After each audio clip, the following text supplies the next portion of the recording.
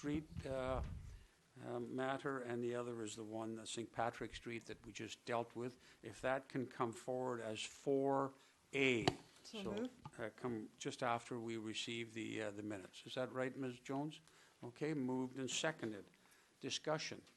All in favor? Is this a question on the entirety of the agenda amendment or just the amendment? I think no, because I think do we want an amendment to the agenda? No, I think it would include, the motion includes the amended agenda plus changing that item from 27 to 30, moving that forward. Should we also move to swap items 15 and 16? Yes, we can do that too. So if that's okay with the mover, it can't be part of the motion. So we were just been asked to deal with 16 first, then 15. So we will reverse that order. Thank you very much for reminding me of that. Thank you. With those changes, so that we have an amended agenda, we have a move forward of some items and a swapping of others. Any other comments, discussions? All in favor? Opposed? None opposed. Thank you very much. We have the minutes and reports. If you just give me a minute before we consider the minutes. I just have to call up the other and have that load. I have a possible correction. Yep, just a minute, huh? All right. So let's start with Council July 18th, 2016. Could I have a motion to approve those minutes, please? Move approval. Seconded. Moved and seconded. Now, discussion. Is it a correction on this one? Yes, it's a correction on this one. Okay, that's fine. Yes. So with respect to, Chair, with respect to item number 17, and the discussion relating to Advisory Planning Commission. Now, this was a number of weeks ago, but I had to go back into my notes to confirm what I said. With respect to the last, or I guess second last paragraph, a discussion ensued on the importance of consultation in developing the strategy and the importance of ensuring a temporary process. I don't feel that captured fully the comments that were discussed around that time. I believe I was asking a question in particular about what appeared to be a private meeting regarding the designers workshop, an invitation-only meeting for the residential infill designers workshop. And I noted that I only received the invitation a day beforehand and that it was not shared with the public and it did not appear on the website. Those are the comments that I shared at the time, and they did not appear in the minutes. Also, the response that the response is shared, in that we would try to be more transparent, which I think is very good. But I would really appreciate some indication of my comments around the designers workshop and my concern, not only with the transparency but also the involvement of the Advisory Planning Commission. Please. Thank you very much for that. The one thing about our minutes, they don't record all discussions and details of all discussions. And I think we as a council have agreed that that's to be the case. And if we start cherry picking on this comment or that comment, we will have exceedingly large minutes. And people who wish to review the details of what was said now have the archived live streaming. So it is a matter of public record. And I don't see a motion to add anything in particular wording. So, yes, go ahead, please. Thank you, Chair, for inviting a motion. I move that with respect to item 17 on the second last paragraph, that the discussion was regarding, that these words be added. The discussion was regarding the designers workshop, the infill strategy designers workshop that was held on June 28th, and it had to do with it being an invitation-only workshop that was not shared with the public. Okay. So those are the proposed amendment. Does anyone wish to second that? All right. All right. So it's second is now on the floor to discuss whether or not we make that change. I think my view is that if we're going to make that change, we should also make the explanation. And my recollection is there was an explanation as to the nature of that workshop. So that's the what we get into when we start putting these details. Okay. Any discussion about that motion? Yes, if go ahead, I- please. Thank you for inviting discussion. Yes, on the 27th of June, I, along with all other councillors, according to this email, received an email from Ms. Jensen indicating, with respect to the wording of this that I'm proposing for this motion, indicating that apologies for the delay in updating you on this workshop, scheduled for tomorrow afternoon. Please see attached. And in the attached was a report dated the same day describing what the workshop was about, describing the special invitations that were sent to those architects and designers who live in or are frequently involved in projects in Oak Bay, and then a copy of the actual invitation that was only shared with certain members and did not appear anywhere in public. So I was concerned with respect to the transparency aspect, and that was what my comments were about. Thank you. Any other discussion? All right.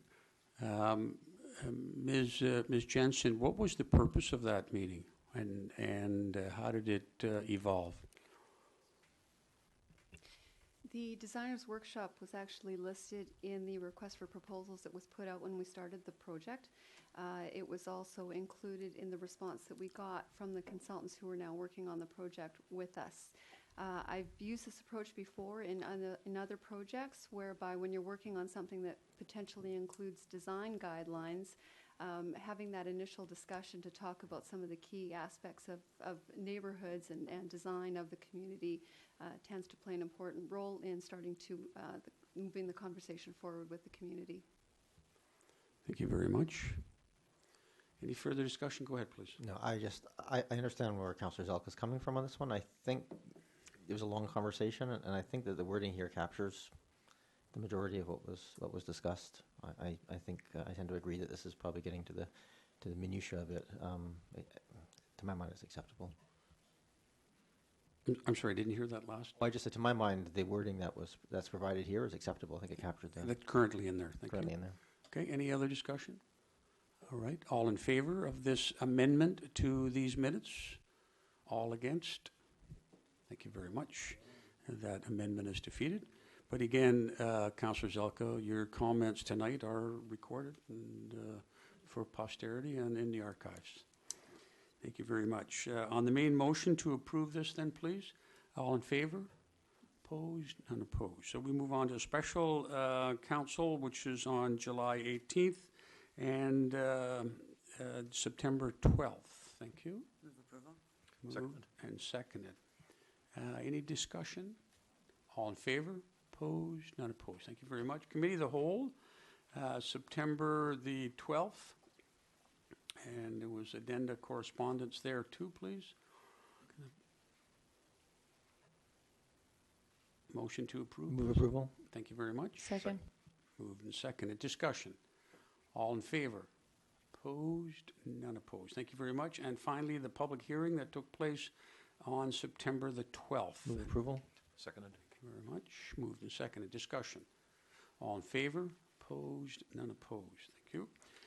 We're now going to go from the minutes, and we're going to move over to item number 27, which is a memorandum, which explains what comes afterwards. And we're going to move to item 28, if you please. Call that up. And that is third reading, and if it passes third reading, then final reading, or what used to be called adoption of bylaw, amendment bylaw 4620.001 2016. Move third reading of bylaw 4620.001 2016. And this has to do with 1632 Yale Street, which was the subject of an earlier public hearing, as well as other work at Committee of the Whole. Is there any discussion about third reading, please? Seeing none, call the question. All in favor? Opposed? None opposed. Final reading or adoption, please? Move final reading. Thank you. All in favor? Opposed? None opposed. Thank you. We move on to, so that was the amendment to the official community plan. There is a corresponding amendment, which is a bylaw, a zoning amendment, known as the bylaw 4668, 95th zoning bylaw amendment bylaw Committee of the Whole report. And we had some plans attached there. It's up for third reading and final reading, please. Move third reading, bylaw 4668. Second. Thank you. Moved and seconded. Discussion. Seeing none, call a question. All in favor? Opposed? None opposed? And then final reading, please. Move final reading. Second. Moved and seconded. All in favor? Opposed? None opposed. So now we move on to item number 30, which is a result of the public hearing that we just held minutes ago relating to the designation of 1329 St. Patrick's. And I do see the applicants here. And we have the bylaw 4667 before us, which is the heritage designation bylaw relating to 1329 St. Patrick's. And it's up for third reading. Move third reading, bylaw 4667. And second. Second. Moved and seconded. Discussion. All in favor? Opposed? None opposed. And then final reading, please. Move final reading. Second. Moved and seconded. All in favor? Opposed? None opposed. Thank you very much. And just before we leave that and go back to the regular agenda, I want to thank the applicants who came forward with their wonderful little house just there on St. Patrick's at the corner of Brighton. I used to be a paper boy there. Well, it was only a few years ago when I had the cover for my son, but quite apart from that, a beautiful house and a beautiful yard, and we really appreciate what you've done here to voluntarily come forward to have a designation. It really enhances our heritage throughout the community. So thank you both very much. Really appreciate it. Thank you. Now we're back on the other agenda. So we're on item number 5. I have 10 remarks. Oh yeah, so everyone bails. I have 10 different remarks or different topics, and I'll try to get through them fairly quickly. The first is a reminder, everybody, that it's probably hard for you to see back there, certainly at home, that we have a special committee of the whole meeting coming up on October the 5th this year at the Oak Bay United Church at 6:30 on the issue, strictly speaking, of, that's the only one that's going to be on the agenda, and that's the Uplands Combined Sewer Separation Project. So it is envisaged that the council will discuss it, the committee of the whole, following which it'll be brought back here if the recommendations are accepted. So please, those of you who are interested, attend please, and then tell anyone else who is. It is on our website, and we have these posters spread throughout the community. On the issue of heritage, I just want to bring to your attention that, and this is the accumulation, by the way, of a lot of remarks, because we haven't had a meeting in all of August. So this is our first welcome back to the school year meeting. So we're reaching back, but we were advised by the federal government that the Minister of Environment and Climate Change and responsible for Parks Canada, Catherine McKenna, announced the designation of 13 nationally significant persons, places, and events. And one of them was the Union Club. Now, we all say, so what? It's the Union Club downtown. But it turns out that the third Reeve, mayor of Oak Bay, was instrumental in putting that Union Club together. And it was in part brought together, Union being Union of British Columbia to the rest of Canada, as it was at that time. So I had written a letter reminding the minister of our connection as Oak Bay to that particular beautiful building downtown. And this is going to form part of their celebration at the Union Club. And I got a nice letter back from the Union Club thanking us, and it coincided with the completion of the exterior phase of the heritage restoration. So any of you had a chance to go down, they've done a wonderful job. So we can proudly say now that indirectly Mr. Rattenberry, the third mayor / Reeve, has been recognized. Thirdly, a former mayor and former councillor of Oak Bay was recently appointed to the Order of British Columbia, a huge honor. Brian Smith, QC, and I sent him a little note on behalf of council congratulating him. It is a big honor to have one of our former councillor / mayors, and he wrote me a lovely little note to thank me for the congratulatory message, and I'll just read part of it. He says, "Nothing in my career ever equaled the pleasure and pride of serving in Oak Bay and building a recreation structure, which is still so well used." But then he goes on. "In my days, there was lots of senior government money and land was cheap."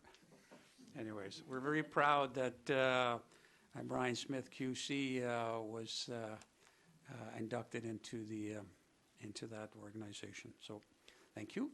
Item 4, and this is a thank you note from the Belfry Theatre. They have received a arts development operating grant, which we contribute to, and so they wrote to thank us directly, even though it is through the CRD and it is our money. But they point out that the patrons come from all communities in the CRD, and in the case of Oak Bay, approximately 1,800 households are regular patrons of the Belfry. So I hope you'll continue to patronize them. It's a wonderful theatre group. Item number 5, this has a number of parts to it, and it's all about money. All about senior government giving us money, and this is the regular income, but we should know this, that this is the Community Works Fund was received, and it was in the amount of $406,000, a little more than that, but and it said in 28 days we'd get the money. Ms. Carter, do we have it? Your worship, I'll have to check on that. Oh, I see, okay. Maybe it's come in and no one's noticed. We also received small community grants and the fine revenue, which is part of this sharing grants, and that that particular one goes to the cost of local police enforcement. We were also told along the theme of monies received that we had, you may recall that we put an asset management planning program together, and it's been funded in part through UBCM, and we received that money. And lastly, on the money front, this isn't such good news, but we received our usual grant in lieu of taxes from the University of Victoria, and it was calculated at a little over 56,000, 56,454. And we get the lesser of that amount or the amount that they would otherwise be payable in municipal taxes, which I think we've conservatively estimated to be a couple of million if we were to get our normal municipal taxes. And just to put it in a little bit of perspective, this is 2016. In 1995, the grant was $83,000, so steadily gone down. And I think we're going to have a little something to talk about that under new business, because it really is part of the concern that we, of course, have is that it really doesn't reflect the services, and it really is an unfair way to deal with. If you compare that to the federal authorities, who also gave grants and aids, they try to estimate how much their taxes would have been and pay approximately that much. So that means I think next year Esquimalt's in line for their Navy base of $10 million. 12, it's going up, okay? There you go. Could you imagine if we got taxes out of the University of Victoria? Now, to be fair, they don't come from the Navy to Esquimalt. They come from the federal government, as they should come to the provincial government, not coming out of the UVic budget, okay? Item number 6, a thank you note from the Canadian Mental Health Association for our support as a community and as council for the Ride Don't Hide event later in June. And they appreciated the in-kind sponsorship for policing. They were also delighted to have Mayor and Council, Councillor Kirby, Zelka Croft, riding in support, and apparently there was a virtual rider. Councillor Braithwaite, I think, was the virtual rider. And also to a big shout out, they say, to the Oak Bay Police with Chief Constable Brinton.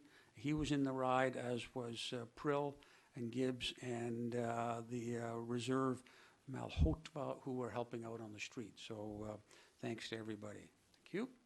Number 7, these are, this is a letter we got from the Mayors for Peace. You may know we're part of that organization, which is centered in Hiroshima.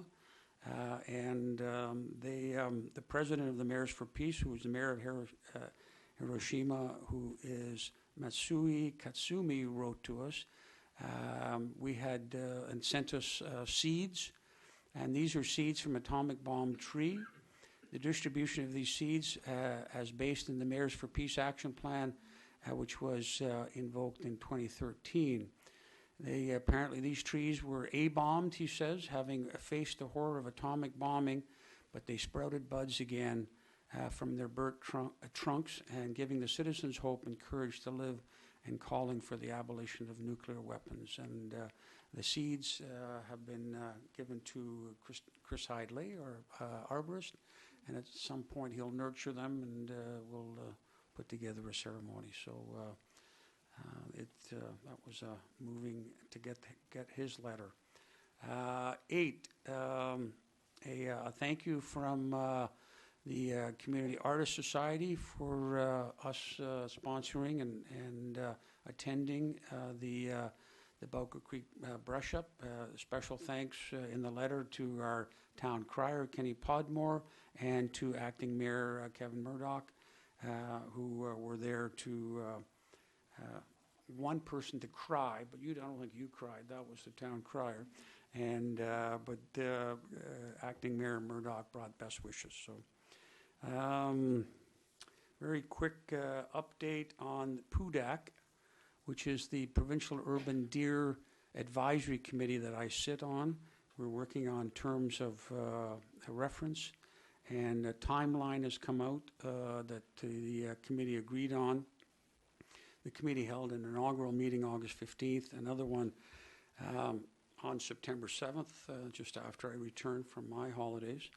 And the call for proposals will open early in October, and it'll be open for about 30 days from communities, and late November a decision will be made. So that's an update from there, and that's the funding, that $100,000 funding that was announced, and is apparently will be available to communities this year.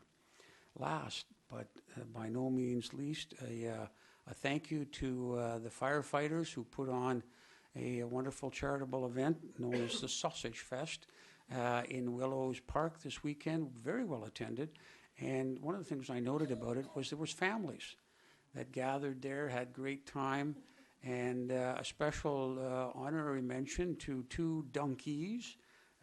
Councillor Zelka and Kirby took the plunge into a large vat of cold water, so raise funds. And over again, and thank goodness people they had a real good aim when both of you were up there. And I noticed a long line to dunk you. So thanks to the councillors and also to the Charitable Foundation, which has started to hold these kind of events and has been holding them for the last number of years. And preliminary figures, it looks like over $10,000 was raised, and maybe more. They're going to be making that announcement later this week when all the figures are in. So that was number 10. Thank you very much. Excuse me, no Chair. clapping that it's over. No, thank you. Yes, Councillor Zelka, please. Thank you very much. Is it possible to ask a question regarding one of your 10 items? Sure. Regarding PUDAC, Yes. would you happen to know how much of the $100,000 from last year was not allocated? And if you don't know, could you possibly bring it forward? I don't know, but I'm sure we could find that out. Much appreciated. Thank It's you. not been the subject of discussion because my understanding is it would not be rolled over. Yeah, that's that much was discussed as to whether or not we could kind of continue to accumulate it. But the indication, this was a staff person who sits on it, and I am one of 3 local governments persons who sit on it. Another person from Quesnel and a person from Princeton. And others who were there. There's a UBCM representative, and the person I'm referring to who provided that information, I can certainly check with him, was Jeff Morgan, Fish and Wildlife Branch. So they're represented, MOT, Ministry of Transport's represented, Ministry of the Attorney General, ICBC, and the BC SPCA. So Thank you. Yeah. Public participation period. This is an opportunity for people to come forward and address us on a matter relating to Oak Bay. You have up to 3 minutes, and I have a timer here. And when the timer goes off, and you'll hear a sound, and you can wrap up at that point, and the timer starts when I say welcome. So I'd ask you to come forward, state your name, and perhaps the topic, and then I'll welcome you, and we'll start the buzzer going. Just before you start the buzzer, can I ask a procedural question? Sure. Identify yourself, please. My name is Bob Flitton. I live at 2220 Island Falls, Victoria, which is actually Langford. I'm here, you'll find out while I'm here as I make my speech with an interest on behalf of some Oak Bay residents, including a relative of mine who's asked me to involve myself in this matter. And the topic But is? my question Or is, procedural question, yep. procedural question is, Yeah, you're gonna have to use the microphone, because otherwise it won't record, or no one will hear you at home. Okay. thank you, Maura, I appreciate that. When does council give adoption or consideration of the final recommendation of the September 12th Committee of the Whole minutes? We did that earlier today. We accepted minutes, we approved the minutes. Earlier this evening, is that correct? Yes, yes, Yeah. but that, it doesn't necessarily specifically approve any specific items in there in that same sense, right? Because then there might be development permits that went out for notice, and will come back here eventually. If that's what you're getting at, I'm not sure what your specific question is. I'll be specific if you don't mind, thank you. We wrote a letter in asking to change the agenda order so that the public participation came up before your adoption of item 3 on your agenda, so that we could give you some input before you made that final adoption. And I had received communication that our request had been Okay. received and would be entertained, but we Okay, didn't hear so- nothing about it. Okay, so you're actually referring to the public hearing of September the 12th, are you?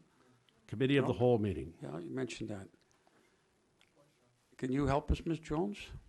I can, Mayor Jensen. I believe Mr. Flinton is referring to addenda correspondence foreshore and water lot leases item, Yes. which includes correspondence from a Mr. Bill Valentine, a Michelle Stannard, and Mr. Flinton, Yes. requesting that the recommendation with respect to foreshore and water lot leases not be adopted. My understanding is that the committee of whole minutes have been adopted. I believe Mr. Flinton has some information in his correspondence he'd like you to still hear.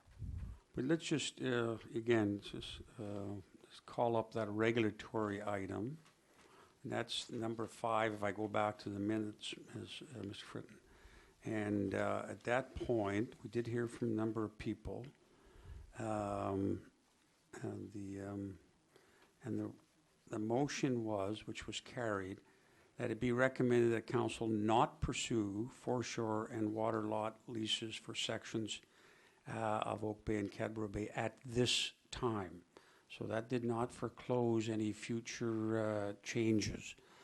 But it was just felt that at this time, we shouldn't go into it until we perhaps have more information. No, I understand that, and don't want to belabor this, but we did ask for council to consider a change in the agenda, to change our order, because we would like to have seen you got on with that now.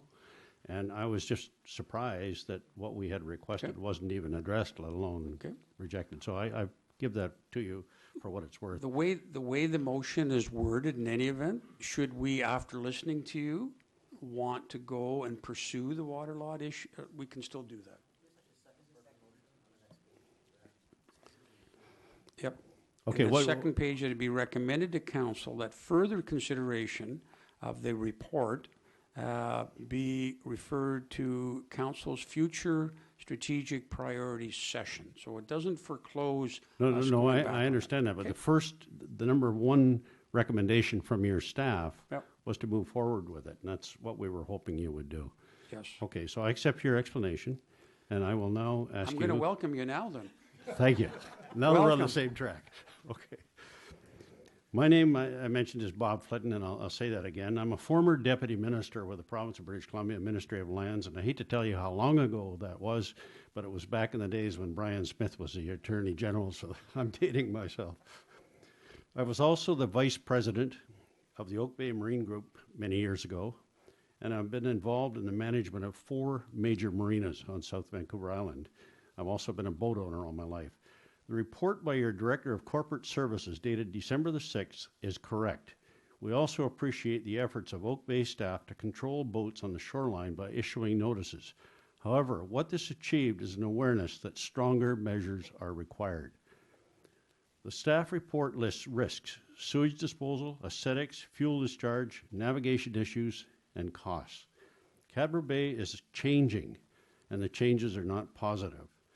From its beautiful, pristine state to the home of improperly moored boats washing ashore, drug paraphernalia, fires, and people urinating, and the list goes on. With the first southeasterly, and everybody in Oak Bay knows this, boats will inevitably blow ashore. There are 5 boats sitting there right now from last winter. There are a couple of hundred boats in the bay with no sewage pump-out facility.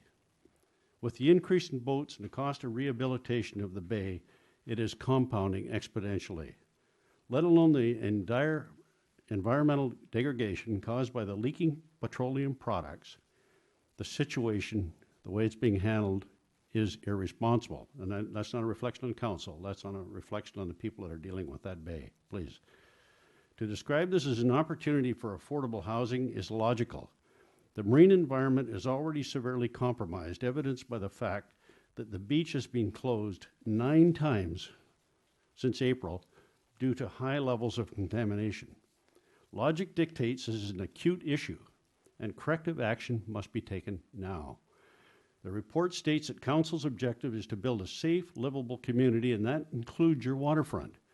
Foreshore and water lot leases are issued for legitimate purposes, and the current use of the Cadbro Bay is contrary to the intent of the foreshore licensing program. The use of the bay does not conform with municipal bylaws or the spirit of the official community plan. As an example, Oak Bay zoning bylaw 3531 prohibits floating structures for sleeping or dwelling purposes, but we know that that is happening. That was said at your committee of the whole meeting. There are legal implications for the municipality. We're happy to see that the spokesperson for some of these boat owners agreed that a greater level of enforcement is required. I urge you to support the local option 1 to direct your staff now to this much needed foreshore license. Thank you very much. Thank you very much, Mr. Fritton. Appreciate that. Okay. Anybody else wish to address us? Don't say welcome. Just a couple of things. I know this is unusual because First of committee all, of you the have whole. to, you're going to say your name. And, Sorry, Bill Valentine, 3219 Woodburn Avenue. why don't you want me to welcome you? Because you're going to cut me off, okay? And everybody knows that 3 minutes just doesn't work, so I'll do my very best. So give me just a minute to explain. I know it's unusual. Okay, I'm going to start the time. Okay, you've dealt with your committee of the Welcome. whole. I've chaired a number of school boards. I've been involved in local government as a regional district director. And clearly we understand when a committee of the whole minutes come forward, it's basically for approval because councillors have done their work. This particular problem is that there simply was not, and particularly in people like myself who should have known better, sufficient time to get engaged with council to point out the significance of the issue. I've been BC Deputy Minister of Fisheries. I was the Associate Deputy Minister of Sustainable Resource Development in British Columbia.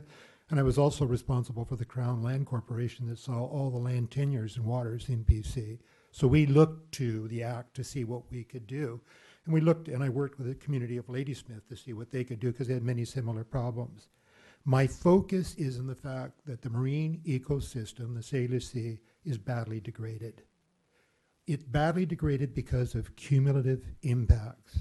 We're adding to that cumulative impact in Cadbro Bay because we're not dealing with the issues that are there. And there are 3 issues. One is the environment. I did my own personal sampling, but I contacted the regional district. They did their own winter sampling in 2015. There is no other site, 16 sites in 9 locations, that came off anywhere near as bad as Cadboro Bay, particularly the site that was in the jurisdiction of Oak Bay. We share that boundary with Saanich. And you know the number of closures, Bob's talked about that. So the environmental issues are very significant. Public recreation, I'm interested in that, as most citizens in Oak Bay are interested, because we see that we live in a marine community, and a vital part of the social and recreational life of Oak Bay is being able to access that. When you walk around the bottom end of Cadboro Bay, particularly the area that's within the jurisdiction of our municipality, it's a mess. You can't get through the mud, and I understand historically it is continuing to deteriorate. The other really important issue for council to understand is you're going to get redirected effort. I already talked to one of the towing companies that's taken one boat out of Esquimalt because of pressure in that community, and it's now parked in Cadboro Bay. With the City of Victoria considering right now the gorge, and Saanich considering measures, if you don't act now, it is much more difficult to try to curtail activity than it is to manage it at the front end. So the issue before you is managing human activity and preserving an asset that's vitally important to the community, not just to the residents that are immediately adjacent to Cadboro Bay, but to all the people. It's a vital part. And the last comment I would make before I get the hook is, it is clearly a huge part of how we feel about this community socially. So my request to you is to fall back. I think you're going to get some additional information. There's some new information I learned just tonight. Hopefully Mr. Williams will get an opportunity to speak. But to fall back and consider this and recognize that it is an issue that can't be put off to strategic planning. It needs to be dealt with now. Thank you. Thank you very much. Thank you. Yes, and I did have a conversation with a lawyer this afternoon about another approach, and what I anticipate we're perhaps going to hear, I think, is another possible tool in the toolbox of how to approach this, and I think those kind of things are welcome and will be considered in relation to our other priorities. And one of the things that I can say at this point is that we know it'll be some staff time involved, and as you know, we're having a lot of work done on our official community plan on land-based issues, so we're trying to balance that. Yes, your name, and it's the same topic, correct? Yes, Your Worship. Thank you, Your Worship. Councillors, my name is Darren Williams. Welcome. A resident, thank you, Your Worship. I'm a resident of Victoria, but a user of Cadboro Bay. I'm a marine lawyer with 16 years experience, and a lot of my experience comes in dealing with moorage and anchorage issues. I've advised both the federal and provincial governments over the years, as well as many harbour authorities along the coast, and I've been studying the issue in Cadboro Bay for some time. I think there may be a misunderstanding, perhaps, on some people's parts about the rights of anchorage. There are a lot of people in Cadboro Bay, I've written some notes, but I'm going to abandon them. A lot of people in Cadboro Bay who think that they have a right to just anchor there and moor there permanently or long-term or even medium-term. That is not the right of navigation in Canada. Our Court of Appeal in BC has been very clear about that. The Court of Appeal has also recently been clear in 2015 when dealing with the District of West Kelowna that a local government can enact bylaws that do control the way people anchor and moor in areas that are within their boundaries. And they don't need a lease or a license to do so. If you read the Newcomb Court of Appeal decision carefully, you'll see that in that case, they did have a license, or in that case, over a small portion of their zoning area, but Mr. Newcomb was actually expelled from an area that wasn't within a lease or a license. So I would urge the district not to be under the impression that they need to wait for that lease or license from the province to have those rights. I will tell you, not as a legal opinion, but perhaps you would think the benefit of having that lease or license provides you a delegated property right to say, you can't trespass on our seabed by dropping your anchor or your mooring, but you have a right to control the use of that aquatic land anyways under your zoning bylaws. And in fact, at least 2 of your bylaws currently provide you, in my opinion, with the right to clean up the bay as it currently stands. And I'd encourage you to do so. And this isn't just about the residents of Oak Bay and your constituents. Caddy Bay is an asset to the province, and it's an asset to Canada. And in my submission, you have a responsibility to protect that, and you should do it now. Thank you. Thank you. How about that? A lawyer finished well under 3 minutes. 2 minutes and 10 seconds. Thanks, Mr. Williams. Anybody else wish to address us on any other topic, or this one also? No? All right. Thank you very much. I appreciate the 3 speakers we did have. And as I reiterated, I think, Mr. Williams, you probably have a reference to that Kelowna case, and I don't know if our staff have that. Oh, they have they're aware of that, so that's good. And that's something we'll consider in as part of that priority session. So thank you very much. May I ask a question? Yes, go ahead, please. When is our strategic priority session scheduled for? Is it scheduled for November? Yeah, so it isn't that far away, luckily. Yep. And it will come up at that time. Yep. Yeah. Yep. Thank you. Thank you very much. We now go on to a couple of special events, very special. Number 7, this is the Good Life Fitness Victoria Marathon. And what number is this? I was going to say it's 37th. Isn't that amazing? So the request, as you can see it in the memo, and there is a representative. Welcome. Move approval as per the memo. Okay. Thank you very much. Discussion. All in favor?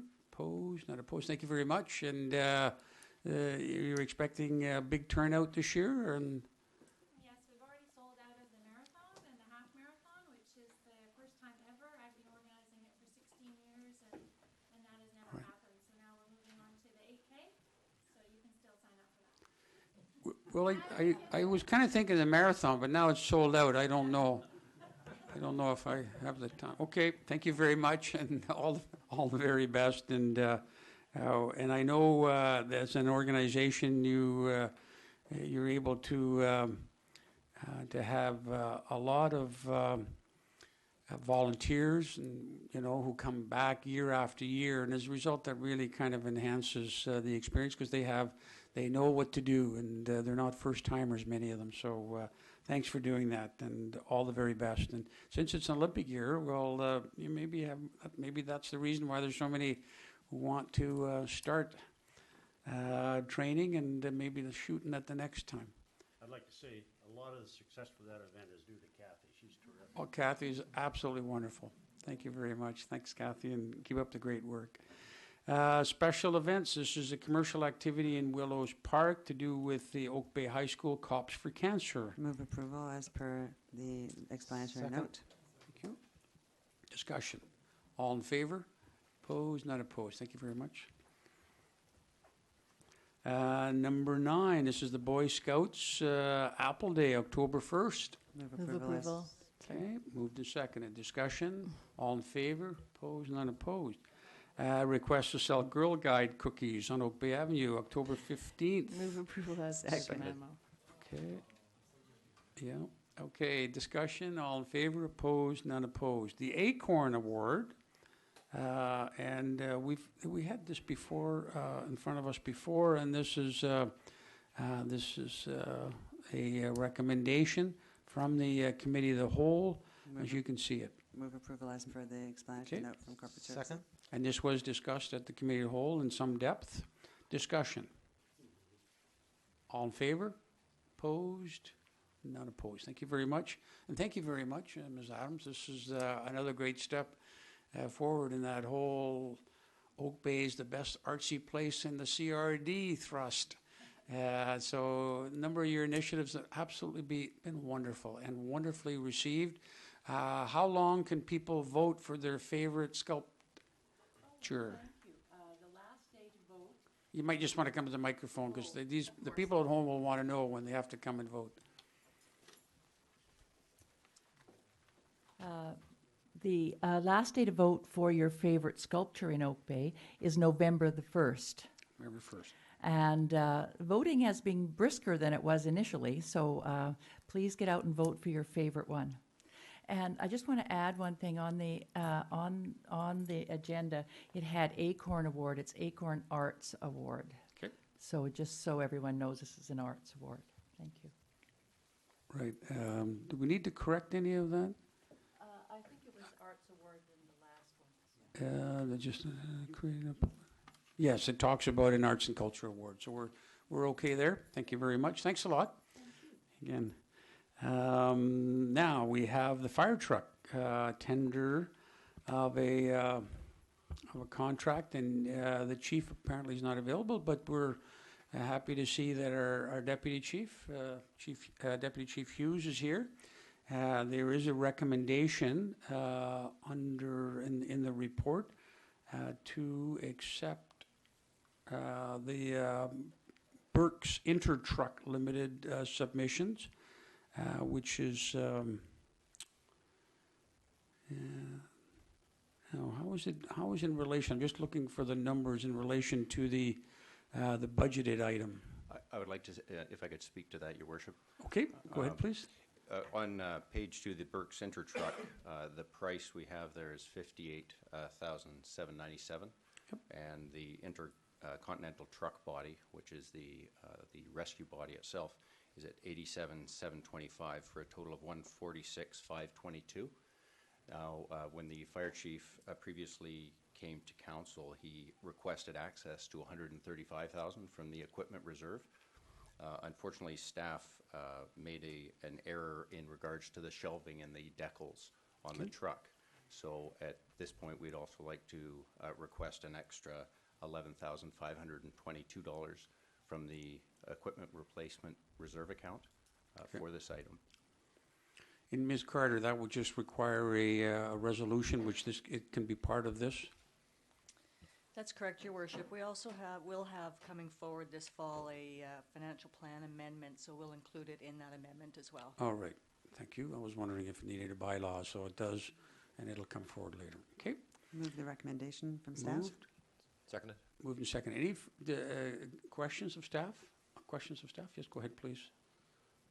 Not really a question, just an appreciative comment, because this is a much more sustainable approach to this vehicle, and I appreciate that they have re-examined how they're doing this, and the report lines out how it was done in the past with the upgrades and all that. But I think this is an excellent approach, so I wanted to share my appreciation.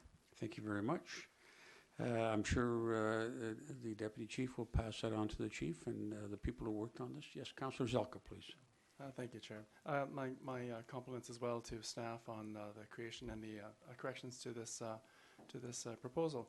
I just think with all these trucks and all these things that we're getting at, there's no possibility of an EV vehicle for this, or a solar-powered vehicle, I guess.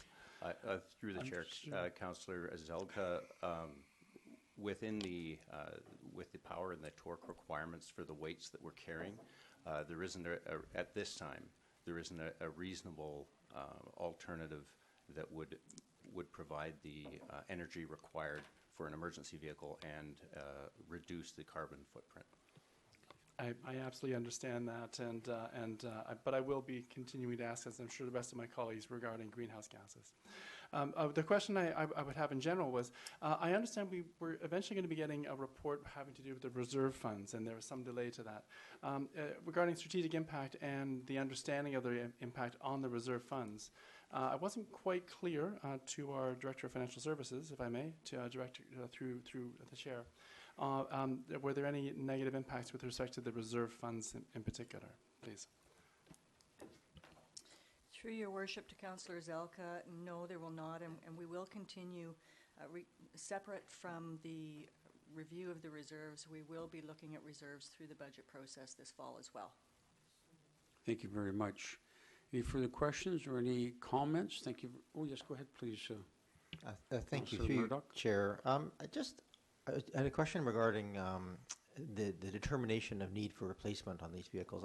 In the report, it speaks to the 25-year life cycle, et cetera, and shorter for the chassis previously.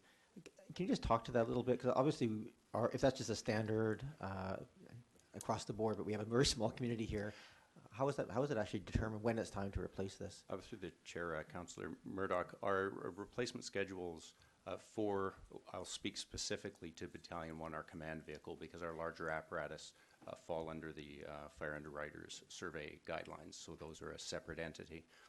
However, this truck, and our other service vehicles. Up to this point, these vehicles are essentially passenger vehicles that are equipped with emergency equipment.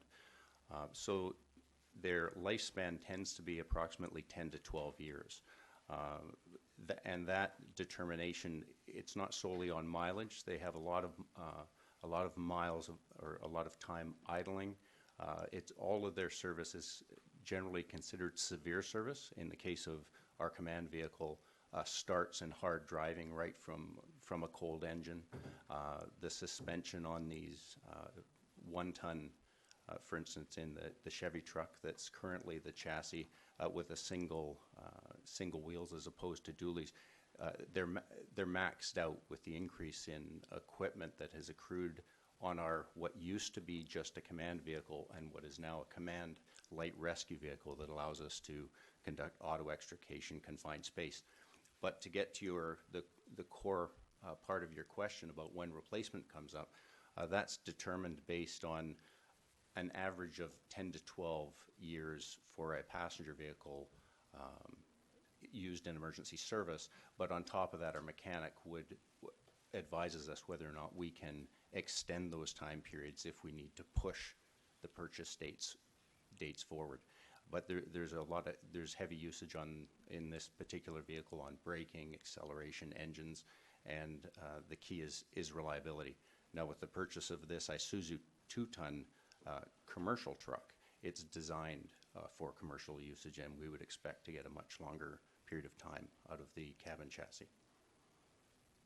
Okay, thank you. And just one last question. There's some reference there to a narrower chassis and being able to maneuver within the community. Can you just speak to that?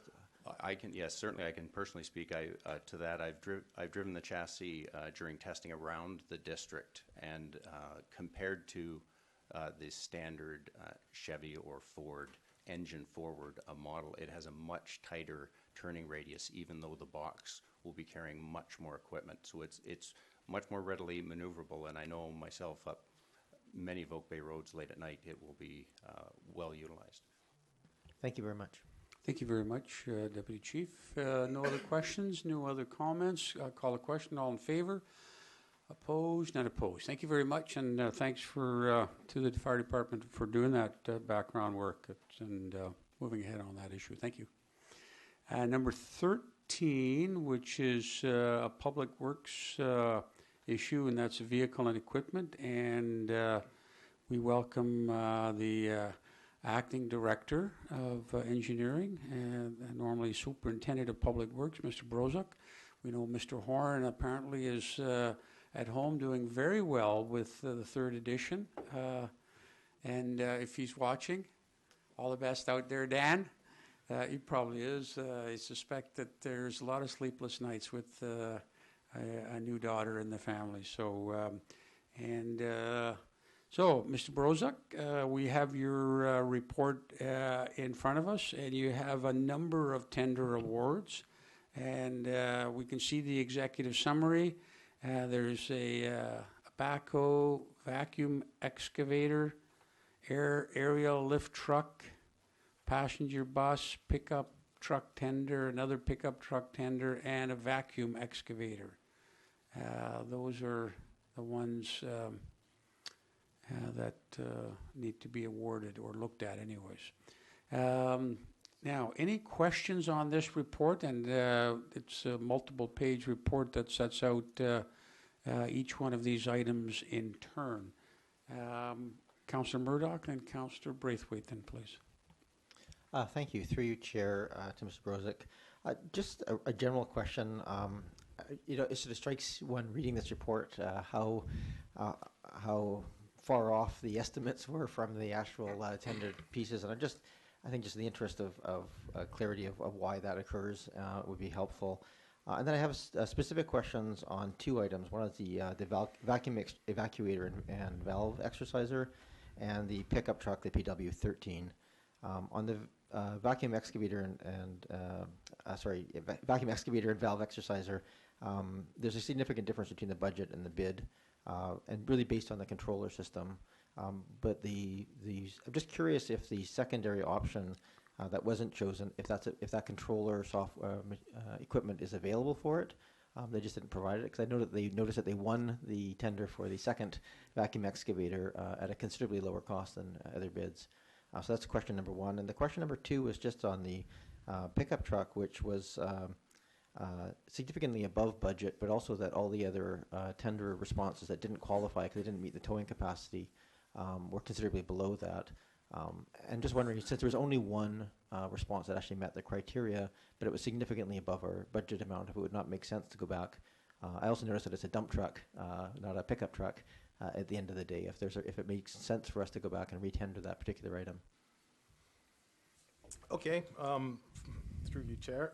First of all, when it comes to the vacuum excavator and the valve exerciser tender, the Cubex unit didn't have a data controller or the software capabilities, and they couldn't match what we wanted. When it comes to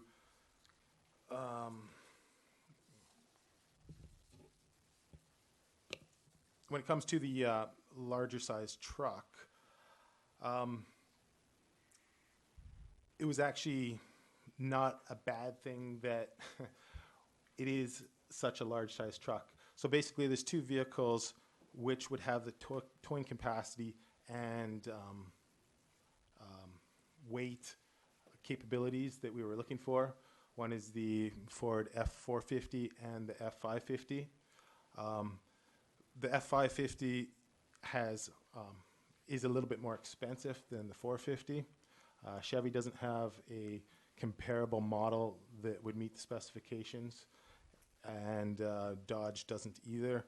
So it's been a little bit larger than we wanted, and instead of retendering, my intention is to switch around. We have in our stock an existing 450 truck, which we will use to pull the vacuum excavator. Well, the larger one, we're actually going to reposition it to use more for the concrete removals and the carrying around of materials that we need, where our existing 450 unit is a little bit weak on that side.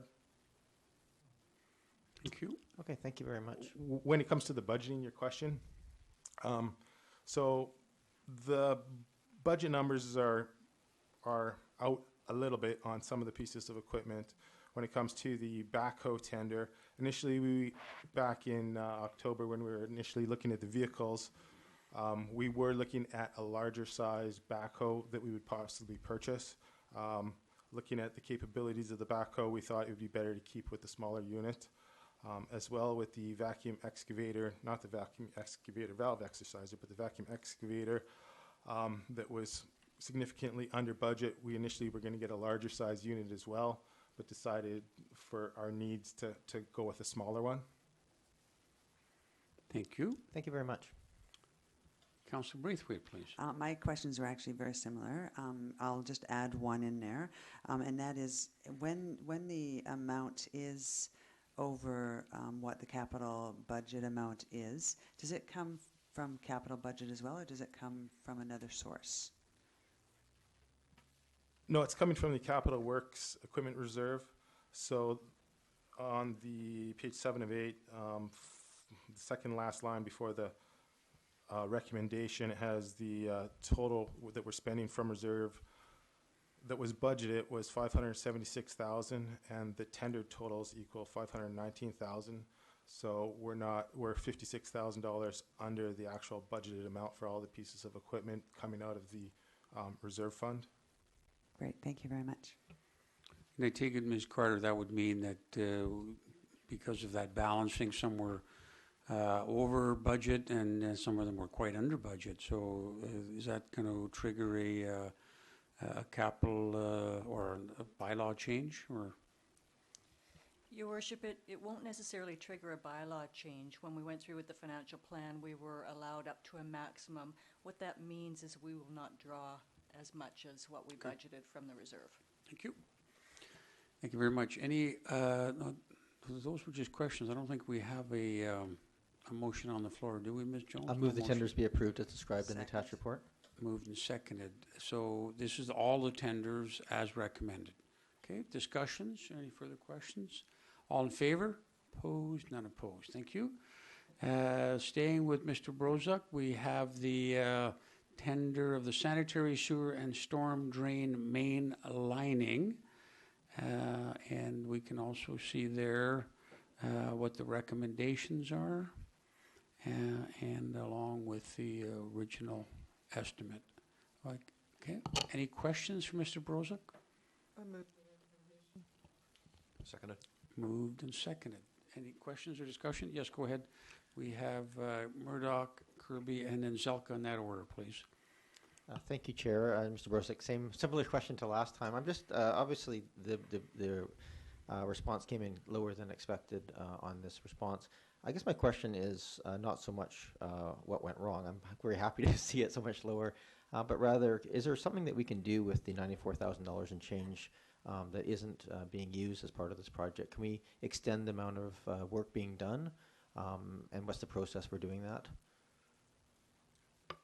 Yes, definitely. So the $230,000 was initially budgeted.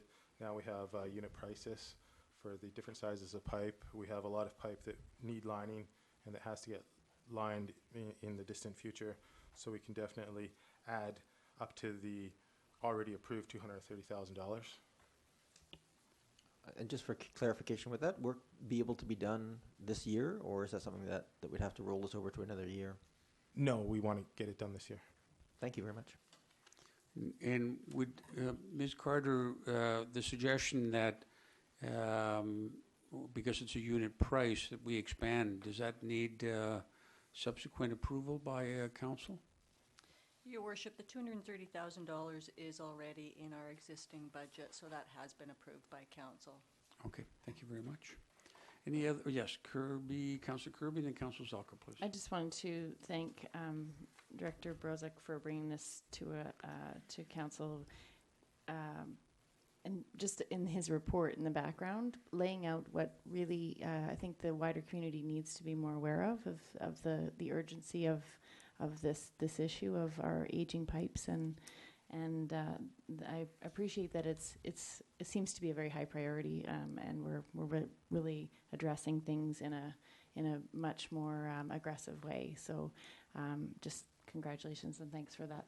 It's really great work, and it's much to my relief, I think. It should be all of our relief, I guess, right? Councillor Zelka, please. Thank you, Chair. My question through you to the Acting Director of Engineering Services. I just wanted to ask in particular, if there is a pipe failure and say sewage fills the basement or something along those lines, or something more environmentally damaging of some sort relating to the state of our sewers, who's responsible? And the reason I ask this is that I recall a conversation where in past, some homeowners had certain assurances that certain pipe failures, they wouldn't be affected. I believe I've read something along these lines, but I wanted to ask for some clarification. No. Whether there's a I'm blanket. going to call that question out of order, because that is a question that involves a legal conclusion. Number one, this witness, I'm not in court. This person is really not qualified, and it shouldn't be done in public in any event, because this may reflect on liability. So, and it has really, with all due respect, nothing to do with the motion. So, it may be a question that needs to be asked in an in-camera session to get a legal opinion, if that's what council desires. But to ask that kind of question of our acting director is inappropriate, so I will not allow it. Thank you. Well, thank you. If I may rephrase. I don't know how you can rephrase, because if it has to do with the liability, that's a question that I will not allow. If I may rephrase without referring to liability. So don't answer the question, witness, until I've heard the whole question. That's Thank how you, we used Chair. to do it in court. And of course, all questions are through you. Thank you, Chair. So the question has to do then is simply to encourage that we try to spend as much of the money that we've already approved, and I do encourage and echo the words of my colleagues to ensure any possible concerns are alleviated as quickly as possible. Okay. Thank you. I'm going to take that as a comment rather than a question, so you're off the hook, Mr. Brozak. Thank you. Any other comments? Any other questions? All in favor? Opposed? Not opposed. Thank you very much, Mr. Prozak, for that, and all the best for that. We're going to skip over 15 because we reversed the order, you may recall. So we're now going to do the Uplands Combined Sewer Separation Geotechnical Investigation Report. And Mr. Hall is joining us. He has been our consulting engineer on this. And this has to do with rocks. How much rock do we have in the uplands, and what impact will these rocks have on the cost of the sewer separation will be the eventual question, and how does it impact the depth at which we put some of our sewers. We have these colorful maps in front of us, and I'm going to ask Mr. Hall just to give us a very high level, please, 30,000 feet, about what we're looking at and the significance of this. And then we'll see if there's any questions from council. I think there's two of them, one for each catchment area. So which catchment area is this one for those of us who are visually... yes? Apologies, Chair. Are we doing 15 or 16? 16. 16, thank you. Yeah. We skipped over because if you may recall, we reversed the order. Yeah. All right. This is the Humber. This is the Humber that we have up on the screen now. Thank you. So high level, nicely color coded. Green is basically saying they did not detect bedrock in the areas that are colored green. So they're saying there's a very low probability of encountering rock in the green areas, up to within that 5 meter depth for trench excavation. The orange areas, they're expecting a higher probability of rock. They've said 30 to 60% possibility, and they typically within the range of 1 to 4 meters. As you probably know from just looking at rock outcrops in Oak Bay, it's not a nice level surface. It's undulates, and there's humps and hollows. And in this process, certainly in the drilling process, you can be finding the rock very close to the surface, and 5 meters away, it's not close to the surface. So that's the sort of challenge they have. And the methodology used, the GPR, ground penetrating radar, is subject to interpretation, so it's not a precise science in terms of determining the rock location. The red zones, it's expected that 50 to 80% likelihood between 1 and 3.5 meters below the road surface. So we're likely to find rock in any trenches up to that depth.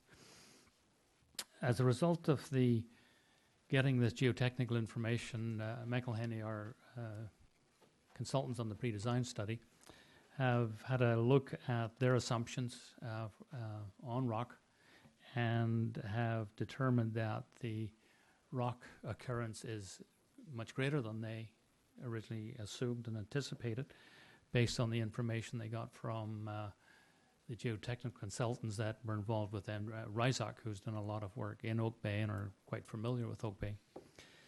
So that's one aspect of it. And then the amount of trench excavation material that can be reused is probably less than anticipated. But as noted, if work is done during the drier periods, there may be a higher opportunity to use more backfill material, which saves the money of the cost of removing material off site to a dump site and importing material to put in the trench backfill. So as a result of that information and the reevaluation of the engineering, then there are significant cost implications, particularly for the deeper trenches.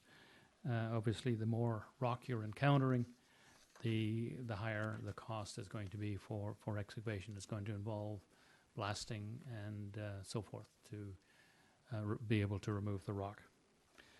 So in anticipation of the question, in terms of an order of magnitude, for the deeper sections, you're looking at somewhere in the range of 55 to 60% increase in the cost estimate that was previously presented. In the shallower work, option 3, for example, which was the shallow pressure system, it's a very minor change because the expectation is that there will not be much rock encountered in the shallow trenches. And for the other shallow options, shallower options, you're looking at between 45 and 50% increase in cost. So we're in the process of finalizing the pre-design report, which will be issued shortly, and the specific numbers will be included with that document when it is released. And that'll come to us on the October 5th date. Well, actually, we're trying prior to that. So, Your Worship, we're actually trying very hard to get that released ahead of it. Normally, we do that the Friday before, but we're making every opportunity to get that out even a few days earlier than that. Alrighty. So I don't have an actual target date at this point, but sooner than later. And it'll go on the website as soon as we have it? Absolutely, yes. And the Rutland is similar. I don't know if anyone needs to see. There's a Rutland there. Yeah. Similar green, some red, and a lot of orange on the right-hand side. All right, so I guess that falls under the category of bad news. It does. Because it can be a very significant, particularly in the red area. So let's see if there's questions on this as an issue, and let's also remember that we're going to be meeting October the 5th. We'll have a little more information, and that'll also be an opportunity to ask more specific questions once we have the specific approximate dollar amounts that the rock will cause. Well, it is bad news. I think it's better to get the bad news now than after you've got the first section of design done. Yeah, and my recollection is that this was going to be work that had to be done regardless. And so by front-ending it, it provides us with more intelligence in terms of making choices. So we appreciate that, your work, and of course the work of the consulting engineers. So let's see if there's questions, remembering that we also will have more information and we can maybe go in depth on the 5th of October. Councillor Murdoch, please.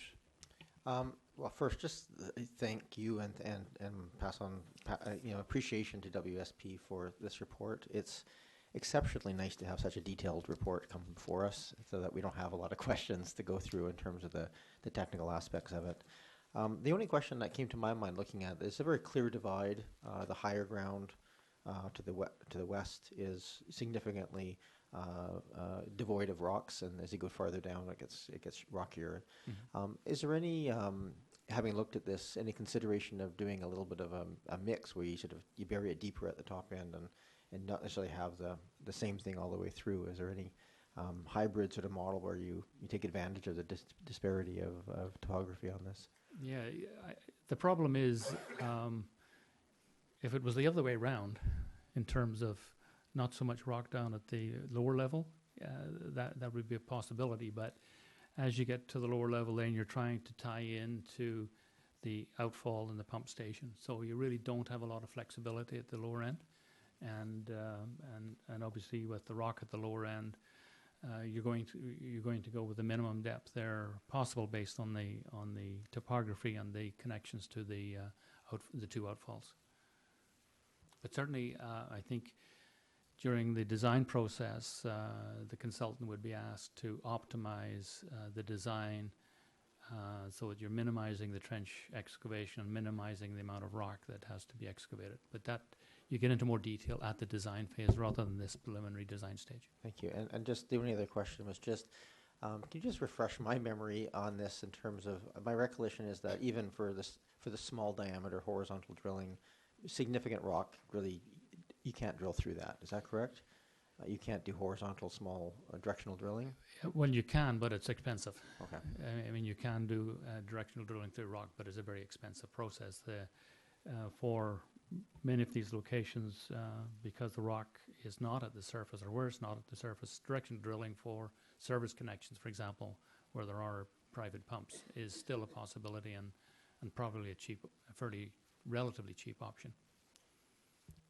Thank you. Thank you very much, Councillor Murdoch. Any other questions? Yes, Councillor Kirby, please.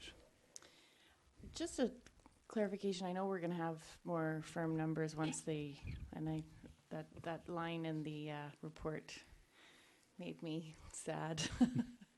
But it is what it is, I guess. Better to know in advance than have overruns later on. But and I'm surprised because when I looked at the map, I saw lots of green, and I thought, oh, well, that's good news. But then I read that line and went, oh, okay, maybe not. So I appreciate the report. First of all, it's great to have these updates and such a comprehensive overview of where we've been to remind us of what, the steps we've taken. So I'm just wondering if it's a 45% increase in just the overall project, or is it an overall, or just the drilling and No, it's trenching? the total project cost. Oh, okay. It's a significant number then.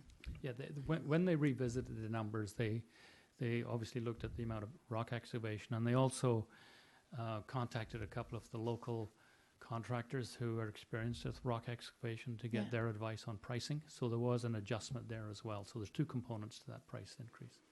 And again, we'll provide those details. Okay, look forward to it. Thus the bad news. Anyone else? All right, thank you very much. So, yes, go ahead, sorry. I just request, when they do come forward, obviously there's different options have quite significantly different costs to the municipality, but also to the private homeowners themselves. Is there intention to sort of reflect the additional costs for both the homeowners, like what that difference would be based on this as well as to the municipality?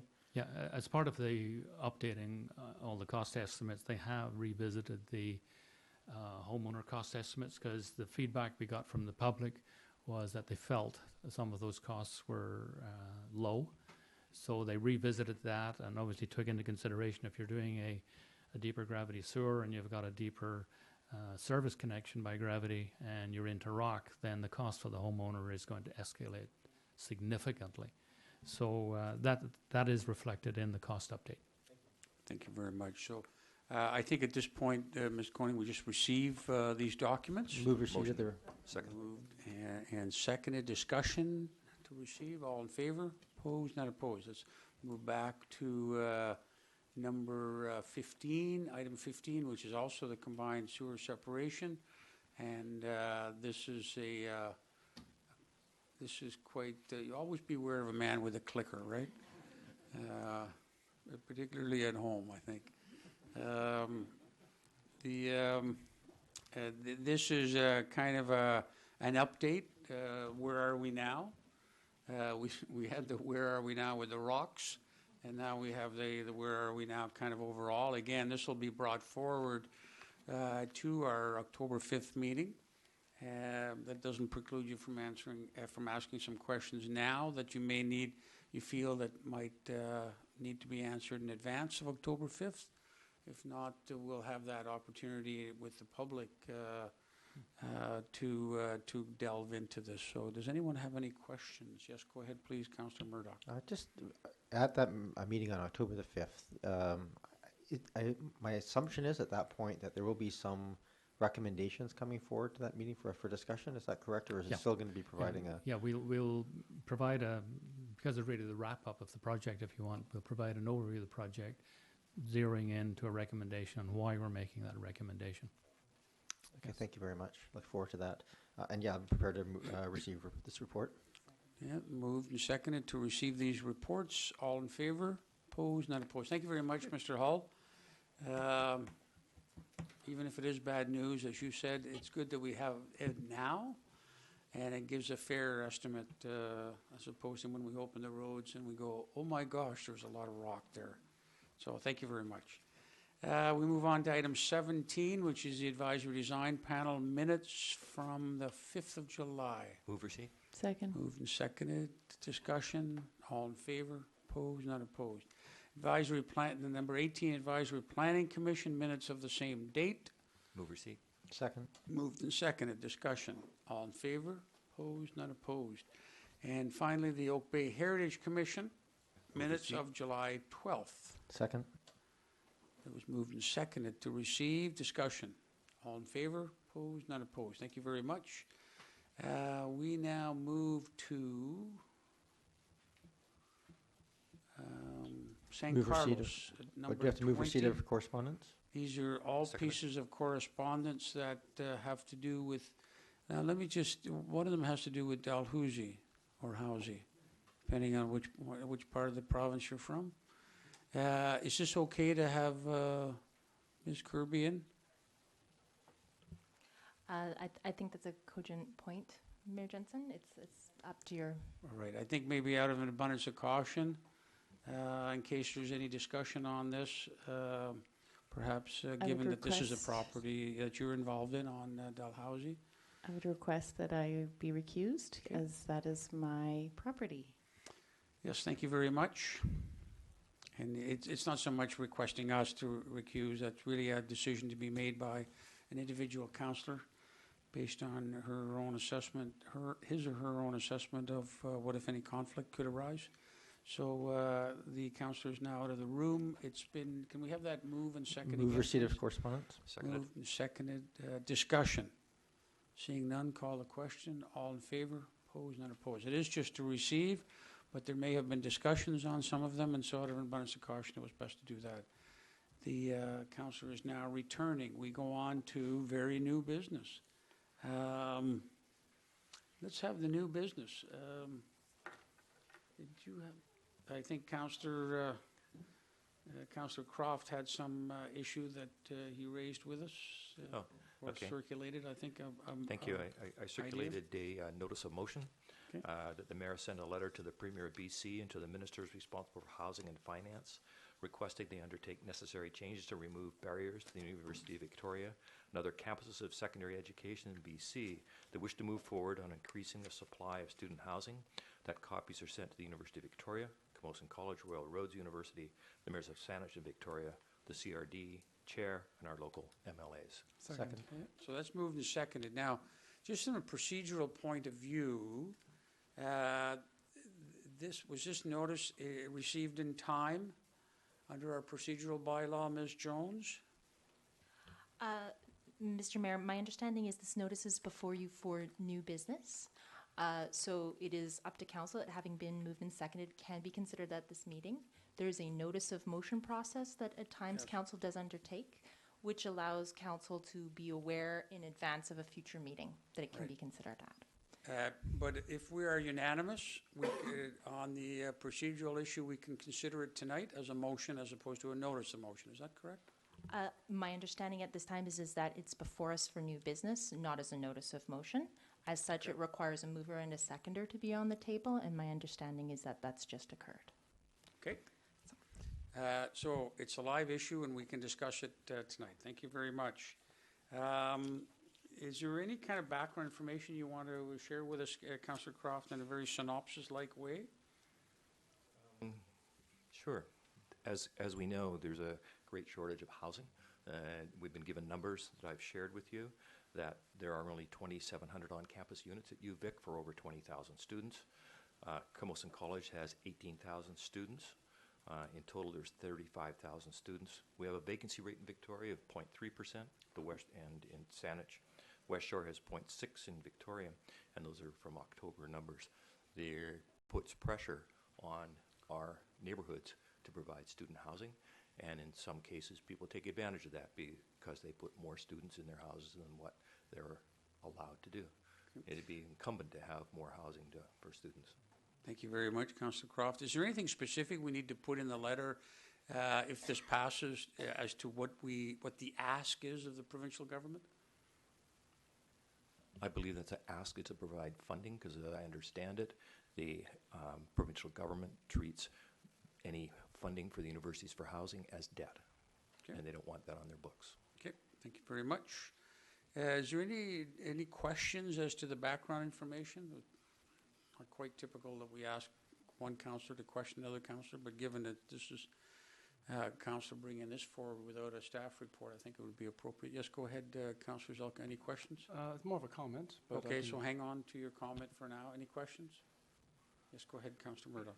My question, just from a procedural perspective, I kind of like the notice of motion, so I can have a chance to kind of think through it and consider, and I haven't, I apologize, did not see the email, realizing it was coming forward. So my preference would just be to, if I guess my question is, is this an issue that requires some urgency? Because sometimes that's the case with budgeting cycles and so forth.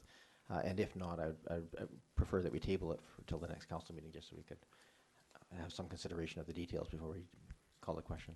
Through you, Chair, to Councillor Murdoch. I think the idea is that has been put forward by Councillor Fred Haynes of Sanages to move this forward so it can be brought forward at the UBCM. Yeah, which is starts next week. So if we wait till the next council meeting, we will miss the ability to stand up at UBCM to say whether or not we support it. No, given that time frame, Okay. I have no concerns about it. Thank you. Okay. Now, comments, discussion. Go ahead, Councillor Zelka, and then Councillor Kirby, please. Thank you very much, Chair. I am also familiar with Councillor Hayes' initiative on this, and do support the initiative, and also Councillor Croft's motion that he brought forward. I do point or notice that the latest UVic campus plan has no mention at all of student housing, and I'm actually rather concerned about that. So I'm very pleased to see this come forward, and if there's anything we can do to assist UVic to help them take pressure off of our northern border and off of Sanish's southern border and Victoria's eastern border, that would be fantastic. Thank you. Yeah. Now, just I remember looking at the plan that you referred to some time ago. So I take it's not in there because they have no plans to build more housing at this point. Is that why there's an absence of reference to it? Well, actually, I have a question into UVic about that, Okay. asking why it wasn't in there. What I've understood is that I don't have a clear answer yet. I'm sorry, I don't know. And our UVic representative is Councillor Croft. So if you could liaise with Councillor Croft on that, that would be helpful. Because he may have some avenues to get that information. All right. Any other comments on this motion? All in favor? Opposed? None opposed. So we can expect you, Councillor Croft, at UBCM to stand up and not be there. Okay. Some other? I will definitely speak in support of the motion. If this gets to the floor, I don't know if it will. I don't know if it's considered an emergency, but someone can pass on what Oak Bay's view of this. And in the meantime, we'll pen a letter, and as is required by the motion. Okay. Thank you very much. Did I forget to call upon you to comment on this before I took a vote? It's I apologize okay. for that. It just occurred I'll be to me sure now. to share my views more widely at UBCM. It's okay. And there's always Twitter. Thank you. I apologize for that. I know Councillor Braithwaite was going to talk about University of Victoria. And yes. what our motion, we have a motion, maybe you can give us a background, coming up at UBCM. Yeah, we do, and it actually goes to a comment that you made earlier in your mayoral comments in regards to how much money we are receiving from the University of Victoria for grants in lieu. And we do have a motion that is on the agenda for UBCM. And what I would like to, and that is to ask the province to increase the amount that they give to us for grants in lieu. And so what I would like to do is I would like to ask my fellow councillors if they would be supportive of a resolution that staff be directed to circulate to all of the municipalities, Oak Bay's resolution to the Union of British Columbia Municipalities with respect to amending the University Act regarding the grants in lieu of taxes formula in advance of the annual convention. And So in essence, is to send, give everyone the heads up in Yes. British Columbia. And I don't know if that letter would come from me or from the municipal clerk, but we can, that's a procedural item we can sort out later. And then we can get more support on the floor for Okay. that. So the motion is to send a letter Yes. to members of UBCM Second. requesting their support. Moved and seconded. Any discussion? All in favor? Oh, just discussion? I'll just quickly say that I'm very pleased to see not only just this motion, but that Oak Bay is beginning a tradition of participating and bringing resolutions to BCM, which we hadn't done in the past. And so this is exciting to see us getting engaged in provincial legislation. It's exciting. Well, we have had some impact at UBCM in terms of things like the deer, the provincial deer policy. That was our first time, though. That was the first time, yep. Yeah, there had, prior to My assuming the mayor's chair, I don't think there had been a lot of ministerial meetings or efforts like that, and I know it was interim CAO Nason that encouraged that, and that's when we started it. So that would have been about 4 years ago, something like that. And okay, any other comments on this motion, which is essentially to ask for others for support? All in favor? Opposed? None opposed. Thank you very much. Any other new business? Yes, go ahead, please. As Councillor Kirby. per my previously circulated notice of motion, I just would like to bring that forward regarding bike right. Okay. Should I introduce the motion? So this is a true notice of motion. This is, I'd like to just make the motion, but because I circulated it in advance, do I need to have a seconder to? No, I think if you move the motion, let's read it into the record first, please. Okay. Okay, do I have to read all the whereas clauses? I think we can dispense with the whereas, and we'll go right to you can provide the whereases to staff. To support, yeah. Yep. Okay. Therefore, be it resolved that Council asks the Mayor to write to the Province of British Columbia requesting that they implement and fund a province-wide cycling education framework for children and youth as proposed by BC Bike Right Network. Okay. Is there a seconder? Moved and seconded. Can you give us a little background, please? Certainly. So earlier this year, I was approached or emailed by Bike Right, which is a cycling advocacy group for cycling education in BC, and they have asked for a framework to be established, a province-wide network to be established for universal standards for cycling training, providing accreditation for instructors, and ensuring accessibility to effective cycling education for children and youth across the province. As this relates to Oak Bay, we're trying to encourage kids to cycle and walk to school, and to do so safely. The only education that we provide currently is thanks to our wonderful police department, who in recent years have taken up the bike rodeo and reinstated it, and after about a 10-year gap of it not being provided. So there's about 10 years of kids that didn't, unless they received that education from their parents or a friend or something, they would not have those bike skills given to them. And so that's sad to me that we're not, encouraging that kind of level of education on the streets to make sure that our kids are safe getting to school and then continuing to cycle later on in life. So there's that, and the consistency of the program, but also that the bike rodeo is limited to grade 4 students, and it's all done in the back playground area of the school, not on the streets. So unless you have access to a program like the Oak Bay Rec provides, and I was just putting on next Sunday, by the way, there's a little promo for anybody that's got kids next Sunday. There is an urban bike skills course all day down at Windsor Park.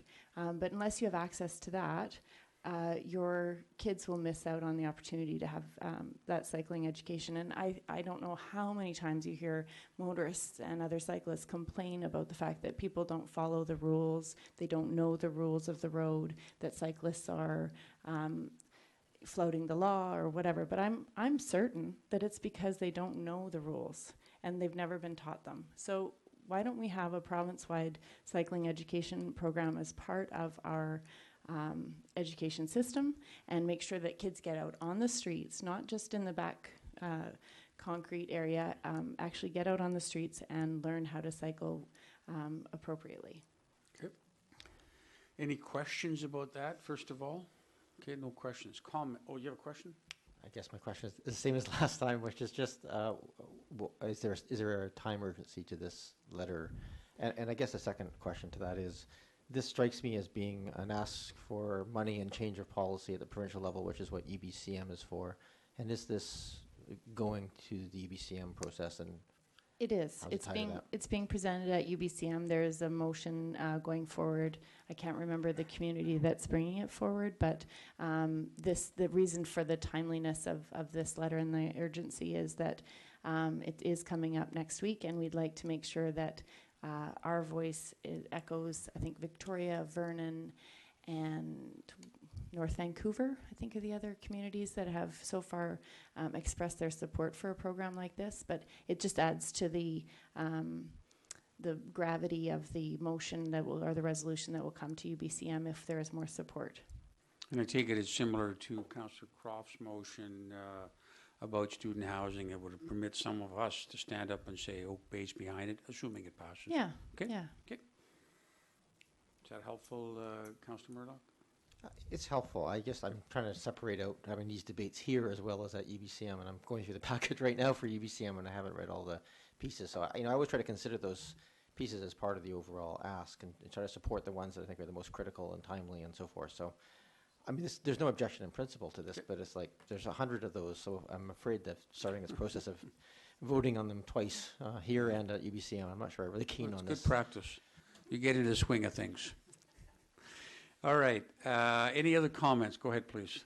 Councillor Zelko. Thank you very much, Chair. I'll support anything that supports education for bikers of all ages, and in particular from an active transportation perspective. I've had pedestrians and I've had car drivers speak with me about how frustrated they are, and I have a personal experience with this as well with respect to the apparent lack of education of our cyclists. So that's I'm very, very interested in supporting any program that will bring this forward. My children have had a chance to participate in pedal heads, and of course the Oak Bay Rec Center's approach towards supporting our youth in their education, and I can only encourage the whole concept of defensive driving, not just for drivers but also for cyclists, and actually for pedestrians. Thank you. Thank you very much. Any further comments? I'm going to call a question. All in favor? Opposed? None opposed. Thank you very much. So there's another opportunity for you to stand up at UBCM and say Oak Bay's behind this one. Thank you. I have a new business, but does anyone else have any other new business before I get to mine? All right. So don't see any hands.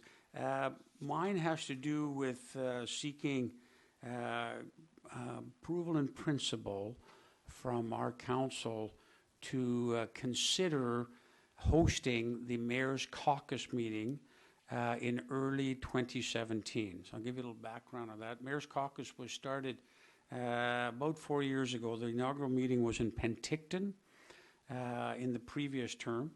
There was quite a number of communities that came together and sent their mayor.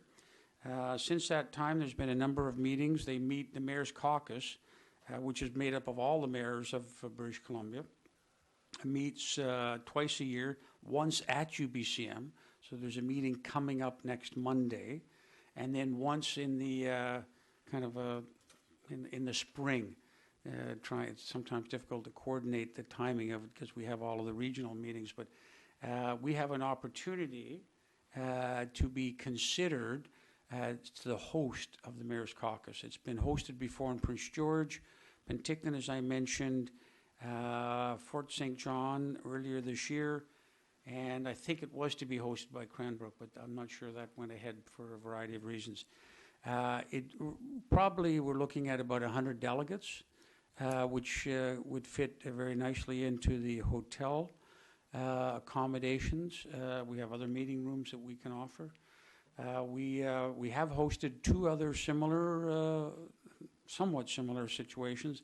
A number of years ago, probably about 10 or something like that in the order of magnitude, we hosted AVICC, which is the Association of Vancouver Island and Coastal Communities, which really it's stretched our limit here in terms of meeting space, and I don't think we're even in that capacity anymore, given that there's hundreds and hundreds of delegates. We've also hosted the British Columbia Association of Police Boards. We did that a couple of years ago, very successful. And so the proposal is to consider coming forward if and when asked on Monday, next Monday at the Mayor's Caucus, because there will be an issue as to who would be interested. And I would like to be in a position to say that Oak Bay is interested. We met today, myself and Councillor Braithwaite, and I'm going to ask her in a minute just to get a little bit of background. on our meeting today and also in Fort St. John. So we had a meeting with UBCM staff, and they seem to be very supportive of assisting with things like registration. So I'm just going to ask Councillor Braithwaite, who's been assisting on kind of pulling some details together for this, to say a few words. Thank you, Mayor Jensen. Yes, we did meet with the Executive Director of UBCM, Mr. McIsaac, today, and they were they spoke very positively of the prospect of having Oak Bay take on this role for the next mayor, or the Mayor's Caucus in the spring. They did give us some very sound advice. And also offered to have a person from their organization collect all of the registrations for an event such as this.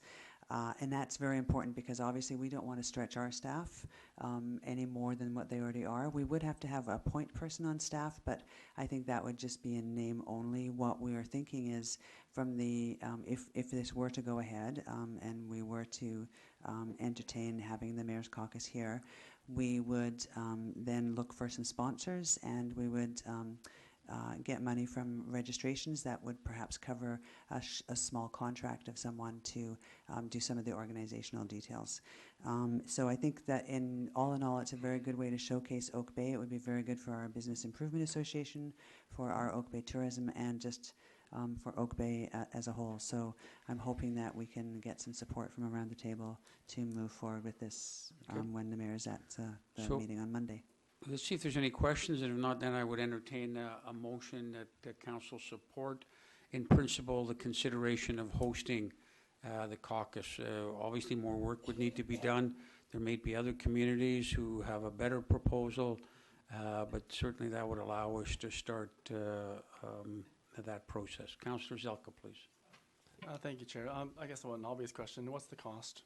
Is it expected to be a burden on our taxpayers, and what sort of benefits could it possibly bring, et cetera, et cetera? Thank you. Well, what we would do is we would come forward with a budget, and the intention is to have the budget covered by sponsorships and by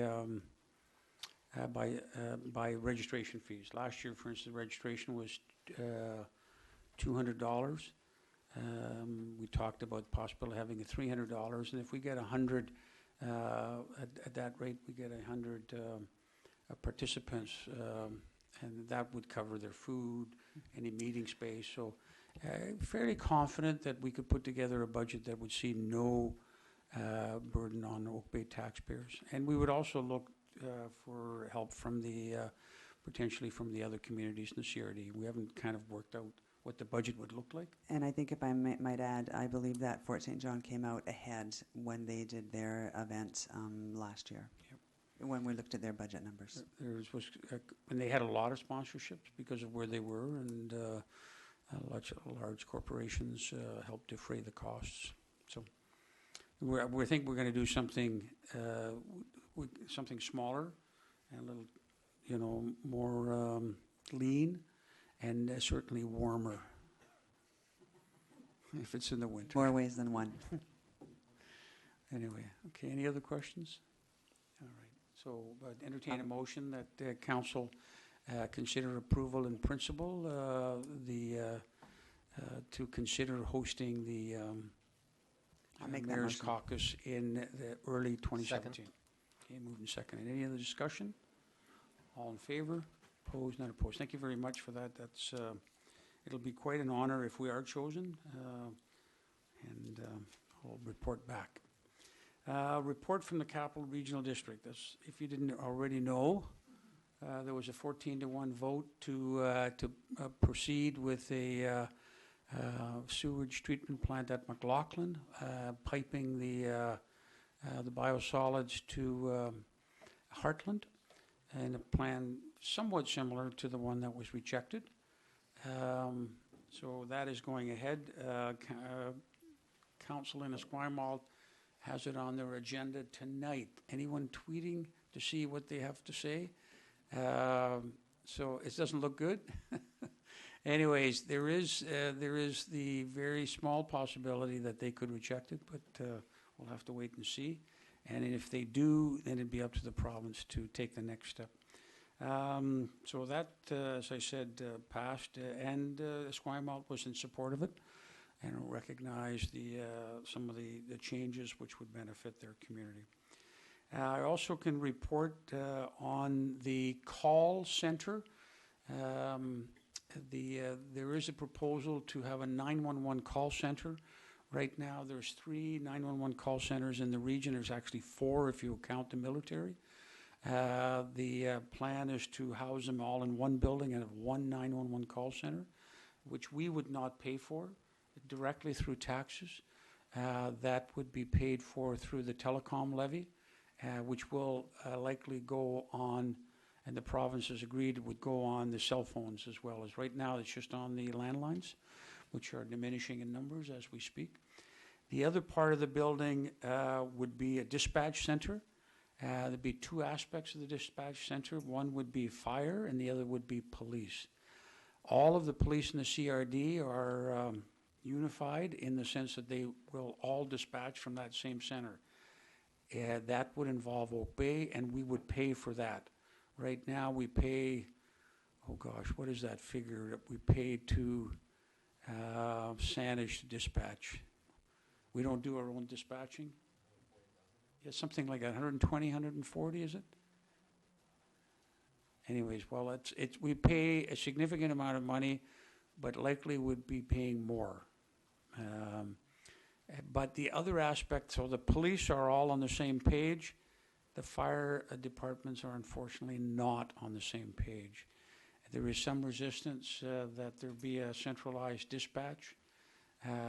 Some of that resistance, I understand, is coming from Victoria, and they're continuing in discussion. So, but what I have to report is what happened at CRD was there was an $16 million authorization bylaw coming forward, which would authorize that being borrowed, and the land being purchased and the building being built.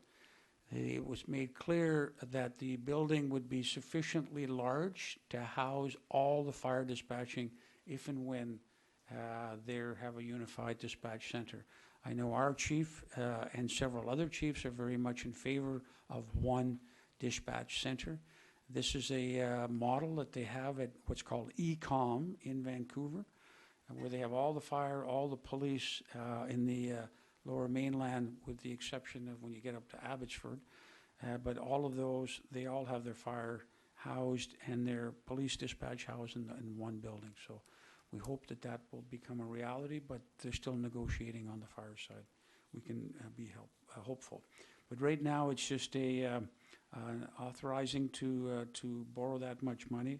As I said, the 911 call side will be funded by telecoms. All right. Any questions on either of those? Yes, go ahead, please. Thank you, Chair. A question regarding the unified or a uniform province-wide call-answer levy, which is supposed to pay for this dispatch center. I know there's been a lot not the dispatch center. Sorry, the 911 call. So calls coming in to 911 will be paid for by the telecom levy. Thank you for clarifying that. In the past, the call levy was only on landlines, and there's an intent to change it to all telephones. I understood the CRTC and some federal regulators had to be part of that approval process. Could you comment on how far along, or whether it's actually approved at this point, please? We haven't moved down that road yet, and but that's now that we've approved the money and we're moving it forward, I think that's going to be the next step with the administrative staff of the CRD. I don't think it'll be any issue. 7 other provinces now put 911 call costs on cell phones. There has been some resistance in British Columbia, but the province has signaled very clearly that if you join all of the dispatches, all of the 911 call in one, we will take the next step. And it has to be the province that makes the application, because I understand the money comes to the province, who then give it to 911, or does it go right to 911? I can't remember. But in any event, they have to make the application. And they have signaled that they will once we've had this agreement in place. Okay, good. So that's my report. Other verbal reports, please. Yes, go ahead, Councillor Murdoch, please. Just two quick reports on a couple of external bodies. One, the Greater Victoria Labour Relations Association. Just wanted to let people know the new executive director started today. So we're very excited about that. We had a nice day-long orientation with her, with the new contract negotiator and so forth. So very happy with the start and very excited to have her on board. So we'll be seeing some quite a bit of activity out of that organization towards the end of this year. Second of all, just from the library's perspective, obviously a very busy summer. 2 points of news I think that the council might be interested in. One, City of Victoria approved the capital costs for the new branch in James Bay. So there will be a new branch starting up in James Bay, which has been looked at for 20, 25 years now on Victoria's plan more than even the libraries. So that's going to be moving forward for building. It's part of the new development in behind the legislature building. And also just coming to a council is there's a new renewal of the library operating agreement, which has been every 3 years, that specifies that. So we'll expect that by the end of this year for approval by council. A couple of changes, just for your information. One, looking at a 4-year term instead of a 3-year term, so that it coincides with sort of midway point of the election cycle. And then just some other minor changes as part of it. But that's it. Thank you very much. Any other verbal reports? Okay, seeing none, I think we're ready to move on to item 22, which is property involved at 2215 Dalhousie. Which is my residence, and therefore I would request that I recuse myself. Thank you. I don't know if you heard me say before, you don't have to request it. It's really your discretion. Unfettered discretion, I might say, to make that decision. Thank you. Now, that particular property now is before us. It has been the subject of a committee of the whole. It then went to council. We went out and solicited input by giving notice, and it's now before us. And the first order of business is to lift. Seconded. Moved and seconded. All in favor? Opposed, not opposed. That motion is now live, and we do have one piece of correspondence before us, and I would ask if there's anyone here who wishes to address us on the issue. You're free to come forward, and you're free to come forward. Okay, seeing none. I think the applicant's representative is here. If we have any questions, welcome, Mr. Banks. And any questions for the applicants? It has been vetted by committee of the whole before, so we're familiar. Thank you very much for attending in any event. Discussion. Seeing none, call a question. All in favor? Opposed? None opposed. Okay, Councillor Kirby is invited to return.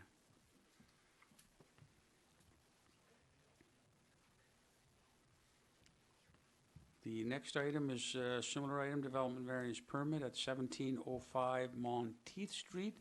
Again, notice has gone out, and it's back before us now. Move to lift. Second. And the motion is lifted. All in favor? Opposed? None opposed. Thank you. The motion is now live. Is the applicant here? Monteith people, hi. We have not received any correspondence. Is that correct, Ms. Jones? Certainly there wasn't... Oh, the one. I'm sorry. Yeah, there was one. You're right. And we have that in front of us. Is there any questions for, does anyone wish to come forward and speak to us? Okay, any questions for the applicant?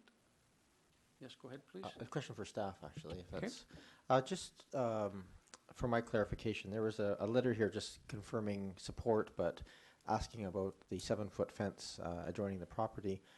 Our bylaw, I think, is 6 foot with plus trellis. Is that what's being proposed as part of the application? The fence was not part of the application. There were discussions between the applicant and the adjacent property owners. Okay, perhaps it's a question then for the applicants. Just what is that fence still part of that of the plan to be put in there, the 7 foot high? Okay, if you're going to answer the question, I'm just going to ask you to come to the microphone, because otherwise people at home cannot hear you.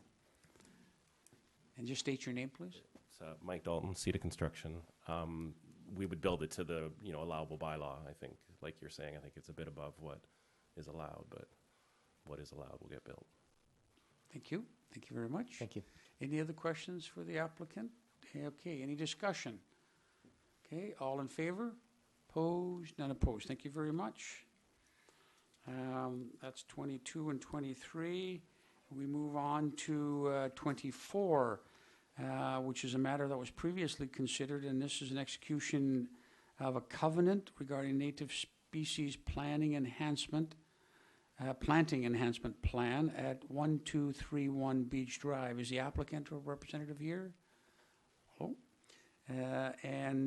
This is something that came before us in May, the Committee of the Whole, and now it's the issue of executing the covenant, which you have before you, and authorizing the execution of that, and the applicants are in agreement. Move to the Mayor and Director of Corporate Services to be authorized to do all acts and things necessary to execute the Section 219 Land Act covenant. Thank you. Second. Moved and seconded. Discussion. Yes, go ahead, Councillor Murdoch, and then Braithwaite, please. Thank you, Chair. A quick question for staff. We had 3 applications come forward simultaneously. This is the first one to come back to council. Can you give us some idea of timelines for the other similar covenants coming forward? The draft covenants, which are very similar in nature to the one before you tonight, have been sent out to the applicants. We're waiting to hear back from them. Okay. Thank you. Councillor, sorry. No, as I stated at the Committee of the Whole, and then at the council meeting when this came before us before, I have concerns that these covenants are cumbersome and time-consuming and expensive, and I'm not sure they achieve the goals that we're trying to attain here, which is legislating to such a granular detail. And as I read the details of this covenant, I mean, it's very straightforward, but it's, that our general bylaws are enforceable. This allows a bit more granularity in that we have a planting guide and so forth to go to. But I really do feel that this is going to result in so much onerous. It's been 119 days since we approved this in principle at council. The entire building season has passed, and we still have 1 of 3 coming back to us. This is now putting in place a requirement that any changes to the foreshore garden have to go back through a covenant approval process with council. My feeling on this is that if we go down this process with these houses, the people who are willing to do the right thing, which is the majority, are going to do the right thing anyway. But honestly, we're going to have fewer people coming forward to actually tell us that they're doing any work because of this. If I was a homeowner on the shore and I was facing the reality of thousands of dollars of work, lawyers' fees, and 6 to 8 months delay on a project, I don't think I'd do it. I don't think I'd even inform the municipality. So I think our opportunity for windows into this is actually being lost. And I want to make a point on how small this is in terms of like this level of granularity on this piece. I just did some rough calculations on this. We have a reasonably healthy foreshore where it's not as places like Cadborough Bay and so forth. That being said, we're trying to legislate ecological preserve at the level of 50-foot lot lines. And what's happening, just to put this in perspective, if you drove from here to Duncan and you wanted to man it, that's as the length of our coastlines in BC. It's about 65 kilometers. If you were to take Oak Bay's portion of that coastline, it would be 1 inch from here to Duncan. It's an incredibly small amount. And if we were to look at spending thousands of dollars and 6 months of work and all the staff time to manage the impact on what has been 100 years of developed properties and making minor improvements or changes to a garden, we're talking about less than half of 1 human hair. So this is how we're trying to legislate ecological protection here, and there would be blades of grass on the property within that. It just seems to me, in my mind, that we are overdoing this, that we're just trying to legislate to the point where we're actually going to be dissuading people from doing the right thing. Our official community plan is extremely clear. Any changes have to be improvements. So anything that comes forward is already managed at that level. And I just feel strongly that that this approach, this covenant approach, is the wrong one. So I can't support this motion. I would actually make the motion that we direct staff to not go forward with this covenant. Okay. Well, we don't encourage that. Thank you very much. It doesn't really help Mr. McCarthy and the other person.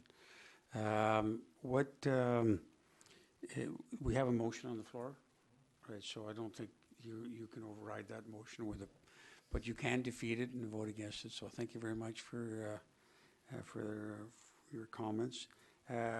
Councillor Braithwaite, please. I'm just going to say ditto because I would have been saying very close to the same thing, but not in as much detail or as eloquently as Councillor Murdoch. So I will be voting against the motion also. And you saved the drive to Duncan. Okay, Councillor Zelka, please. Thank you, Chair. With respect to my council colleagues, I understand the concern around regulation, and I understand the concern with possibly over-regulating. I completely understand that. It seems to me that the shoreline development permit area, sort of as laid out in the official community plan, is actually a very, very good intent and a good. I've absolutely. That's one of the aspects of the official community plan that I'm most impressed with. Also with respect to the heritage conservation suggestions in there as well.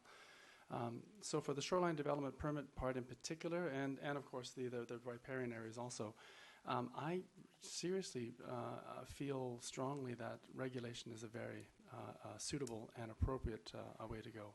I will be supporting this motion to proceed. And I reference the comments made during the public participation with the various marine lawyers and others who spoke so eloquently about our foreshore. These lands are right next to the foreshore and the lot leases, and are very integral to the healthy aspect of our environment.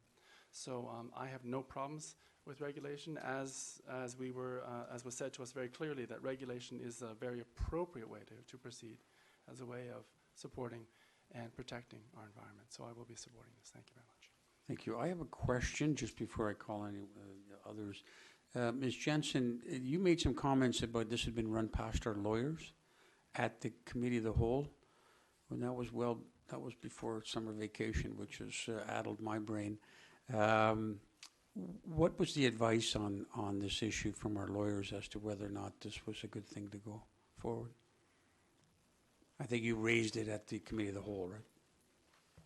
Yes, when because the environmentally sensitive areas, the development permit areas, are new to Oak Bay with the adoption of the official community plan, we did speak with legal counsel just in terms of how we offer that protection as part of applications. So absolutely, through the development permit area, there is a level of protection, and that the rehabilitation of these native areas are expected to occur as part of that development for whatever it is that they're applying for.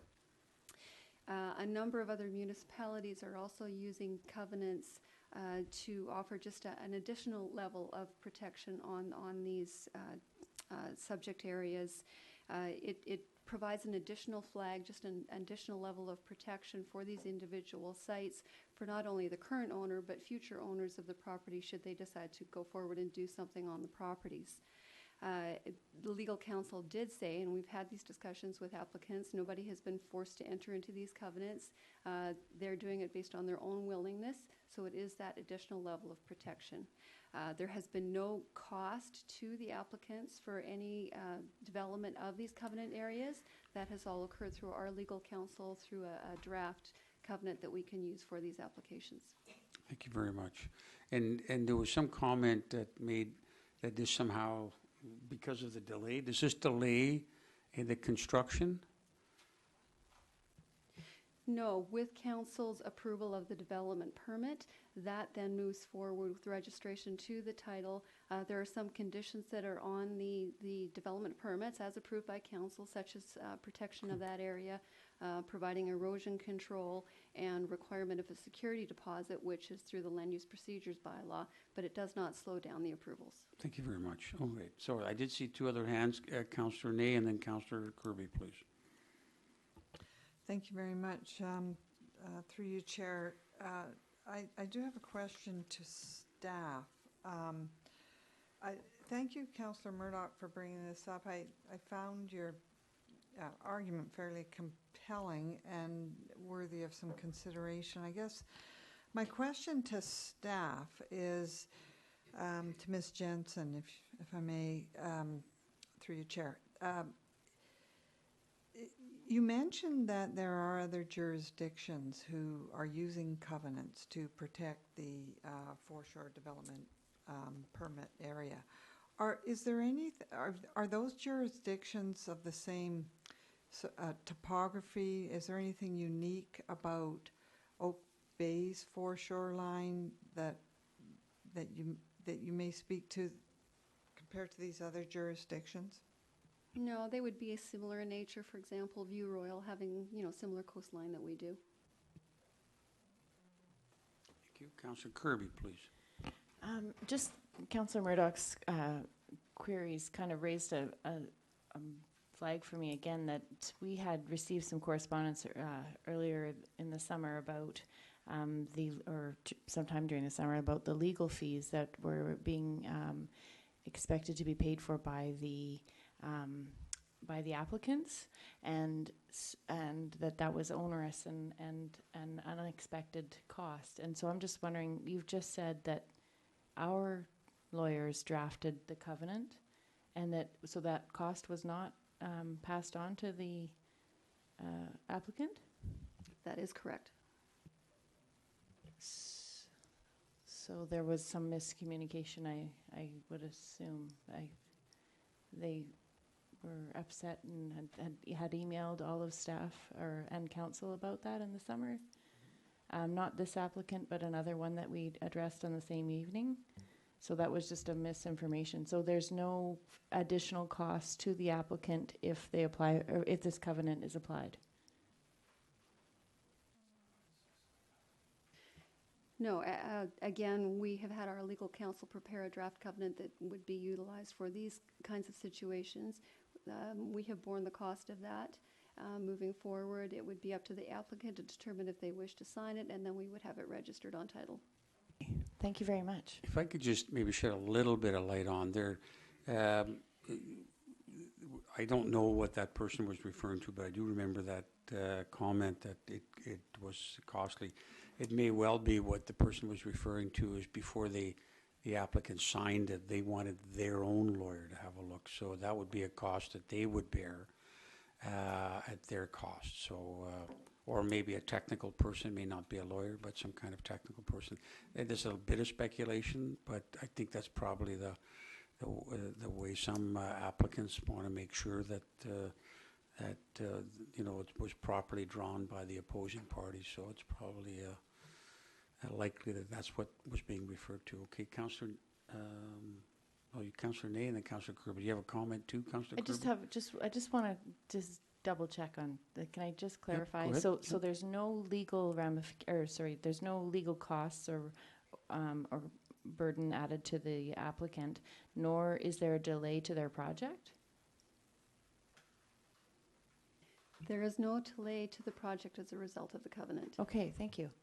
Thank you. I think we've had any other questions? Any other comments? Mine's been out. Yep. All right. Councillor Murdoch, a second time. Yeah, thank you. Just curious. So there's a question on the legal. Just curious about the cost of the development of the environmental plans, how that cost is shared. I would just like to point out, I think it was accurately reflected by the staff that the lawyer's advice on that was that there was adequate protection, but that it offered another level of granularity of protection by having a covenant. You made it easier to enforce because you had a covenant attached to that. Is that so? Just a question if that's accurate. And I would like sort of clarification on that. It does not slow down approval. So I'm clear on the process here, because that's not my understanding of what's happened so far. Is that as an application came forward, so we approved this in May, subject, but a covenant had to be drawn up. So all the applicants are free to do work, housework, garden work, right through this process. They've been allowed to work through this summer without having the covenant in place. Is that correct? The covenant does not delay the proposed works that any application would come forward with. That doesn't mean that there aren't other delays. It could be their building permit application. It could be a demolition permit application. There are a number of different aspects that come into play. Thank you very much. Councillor Braithwaite, a second time, please. And just through you, Chair, just yeah, Ms. Jensen, you said that all of these applicants had a willingness to have this covenant put on their property, but if was it not? I mean, my understanding is that there's an expectation that they're going to have this covenant put on. Otherwise, we're not going to give them an approval to do any work in that area. Is that not correct? There was a discussion with any of the applications we've had so far with respect to these environmental DPs as to whether they would entertain entering into this covenant. At no point have we said that approval of their DP is conditional upon the covenant. I just wonder if that's what their understanding is. I'm not sure, but it would be interesting to find out. Okay. If I may, two of the applicants, when asked the question, said that they specifically would prefer not to go down this process. So clearly, from their perspective, their understanding is that this is required of them to go down this getting approvals. So there's some significant disconnect here between what the applicants are hearing and what the staff is telling them at this time. So we have to be very careful here, I think, in terms of what is required, because I distinctly remember two of the three said they would rather not go down this path. But if council insisted that they would abide by it, because it still was in alignment with their intended goals of the property. Okay. Thank you. I think we're ready for the question. I don't see any more discussion. Yes, go ahead, please. Clarity, sorry, through you, Chair, to staff. Could I just clarify? Am I understanding that the covenants are not required? It's an option. It's a voluntary gesture on the part of the applicant. That is correct. It does provide an extra level of protection, but we would not force any applicant to enter into those. In council, we was asked that question, and there was, I think, a majority of council at the time, the committee of the whole, that wanted the applicants to enter into it. That's my recollection. So, okay, may we ask the applicant? Let's no, we're not at this point. We're going to ask the applicant anything.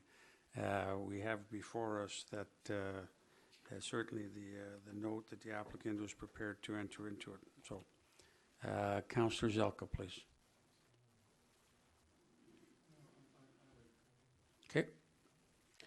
Any other questions or comments? All right. All in favor? Opposed? Councillor Braithwaite, Councillor Murdoch opposed. Thank you very much. That passes. Thank you. Move on to, that was number 24. We move on to 25, which is a heritage alteration permit with variances at 2414 St. Carlos. And we did get a piece of correspondence on this, Ms. Jones, right from an adjoining neighbor. So we do have, let me just pull that up on mine. Thank you. So this doesn't have to be lifted from the table, does it? I Go ahead, move. Ms. Jones. If I may, Your Worship, this item was considered on July 18th as a specific resolution. At that time, we sent out notification, so it is now before council. We would need a resolution, but also an opportunity for public input. But there's not a requirement to lift it. Correct. That's right. All right. So we have this motion is live before us, correct? No. It has to be moved and That's- seconded. Yes. Okay. I move that the Director of Building and Planning be authorized to issue a heritage alteration permit with variances with respect to 2414 Carlos Place. Second. Moved and seconded. Now, before I call the question, or before I call discussion, I want to see and provide the public with an opportunity to speak to this issue. Does anyone wish to speak to the issue of 2414 St. Carlos Place? Seeing no one come forward, I see if there's any discussion or questions. Let's see if there's any questions to begin with. No questions? Okay, discussion, Councillor Zelka. Oh. I may have a question. Okay, go ahead with your question, please. A question for staff with respect to, I'm very much in favor of course, supporting the heritage here within Oak Bay. And I have noticed that sometimes garages are built with not a lot of detail provided to us. I just want to confirm, will there be a bathroom in this garage? Will there be a bathtub? Will there be What sort of water capabilities will there be in this garage, please? If I could possibly ask that question, if it's not out of order. Well, it's shown on the plans as a garage. There's no plumbing proposed, and no water service. As far as I know, the applicant isn't planning a washroom. Thank you very much. The issue is live. Any further discussions? Call a question. All in favor? Opposed? No one opposed. Thank you very much. We move on to development variance permit for 2741 Dudney. This has been to the committee of the whole, and it's come back to us now, and the next step is to send it out for notice. So we can have the motion moved and seconded to approve, and then have that one tabled, please. Move approval. Seconded. Okay, and a motion to table. Move to table. Seconded. So notice can be given under the Local Government Act. Thank you very much. All in favor? Opposed? None opposed. Thank you very much. Now, we go to the last, let's have a look. I think it's, we skipped to 31. That's our last item on tonight's agenda. It has to do with Glen Lyon, Norfolk, 1701 Beach. And we have a proposal to deal with first reading and second reading and then set a public hearing. Let's, someone could move first reading. Move first reading. Second. Okay, all in favor? Opposed? No one opposed. Move second reading, please. Move second reading. Moved. Seconded. Moved and seconded. Discussion. We're going to call the question, and then we're going to, if it succeeds, we're going to set a date. And I understand October the 11th has tentatively been put forward at 7 p.m. in the council chambers. Whoops. Mr. Mayor, I understand there might be some flexibility with respect to time, if that would be amenable to members of council. You mean a different time than October the 11th? No, sir. Sure. At the same date, different time. Oh, I see. Oh, Possibly so earlier. earlier kind of thing, so we could, okay, yep.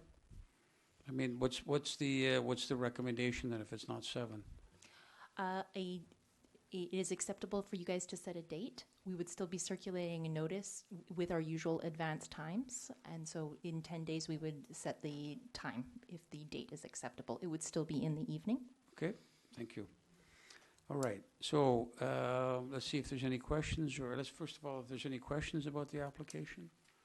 Okay, you have a question, Councillor Zelka? Thank you very much, Chair. A question for staff, in more of a general question relating to land use contracts. I understand there's a general desire from, I believe, from the province to have municipalities remove land use contracts in general.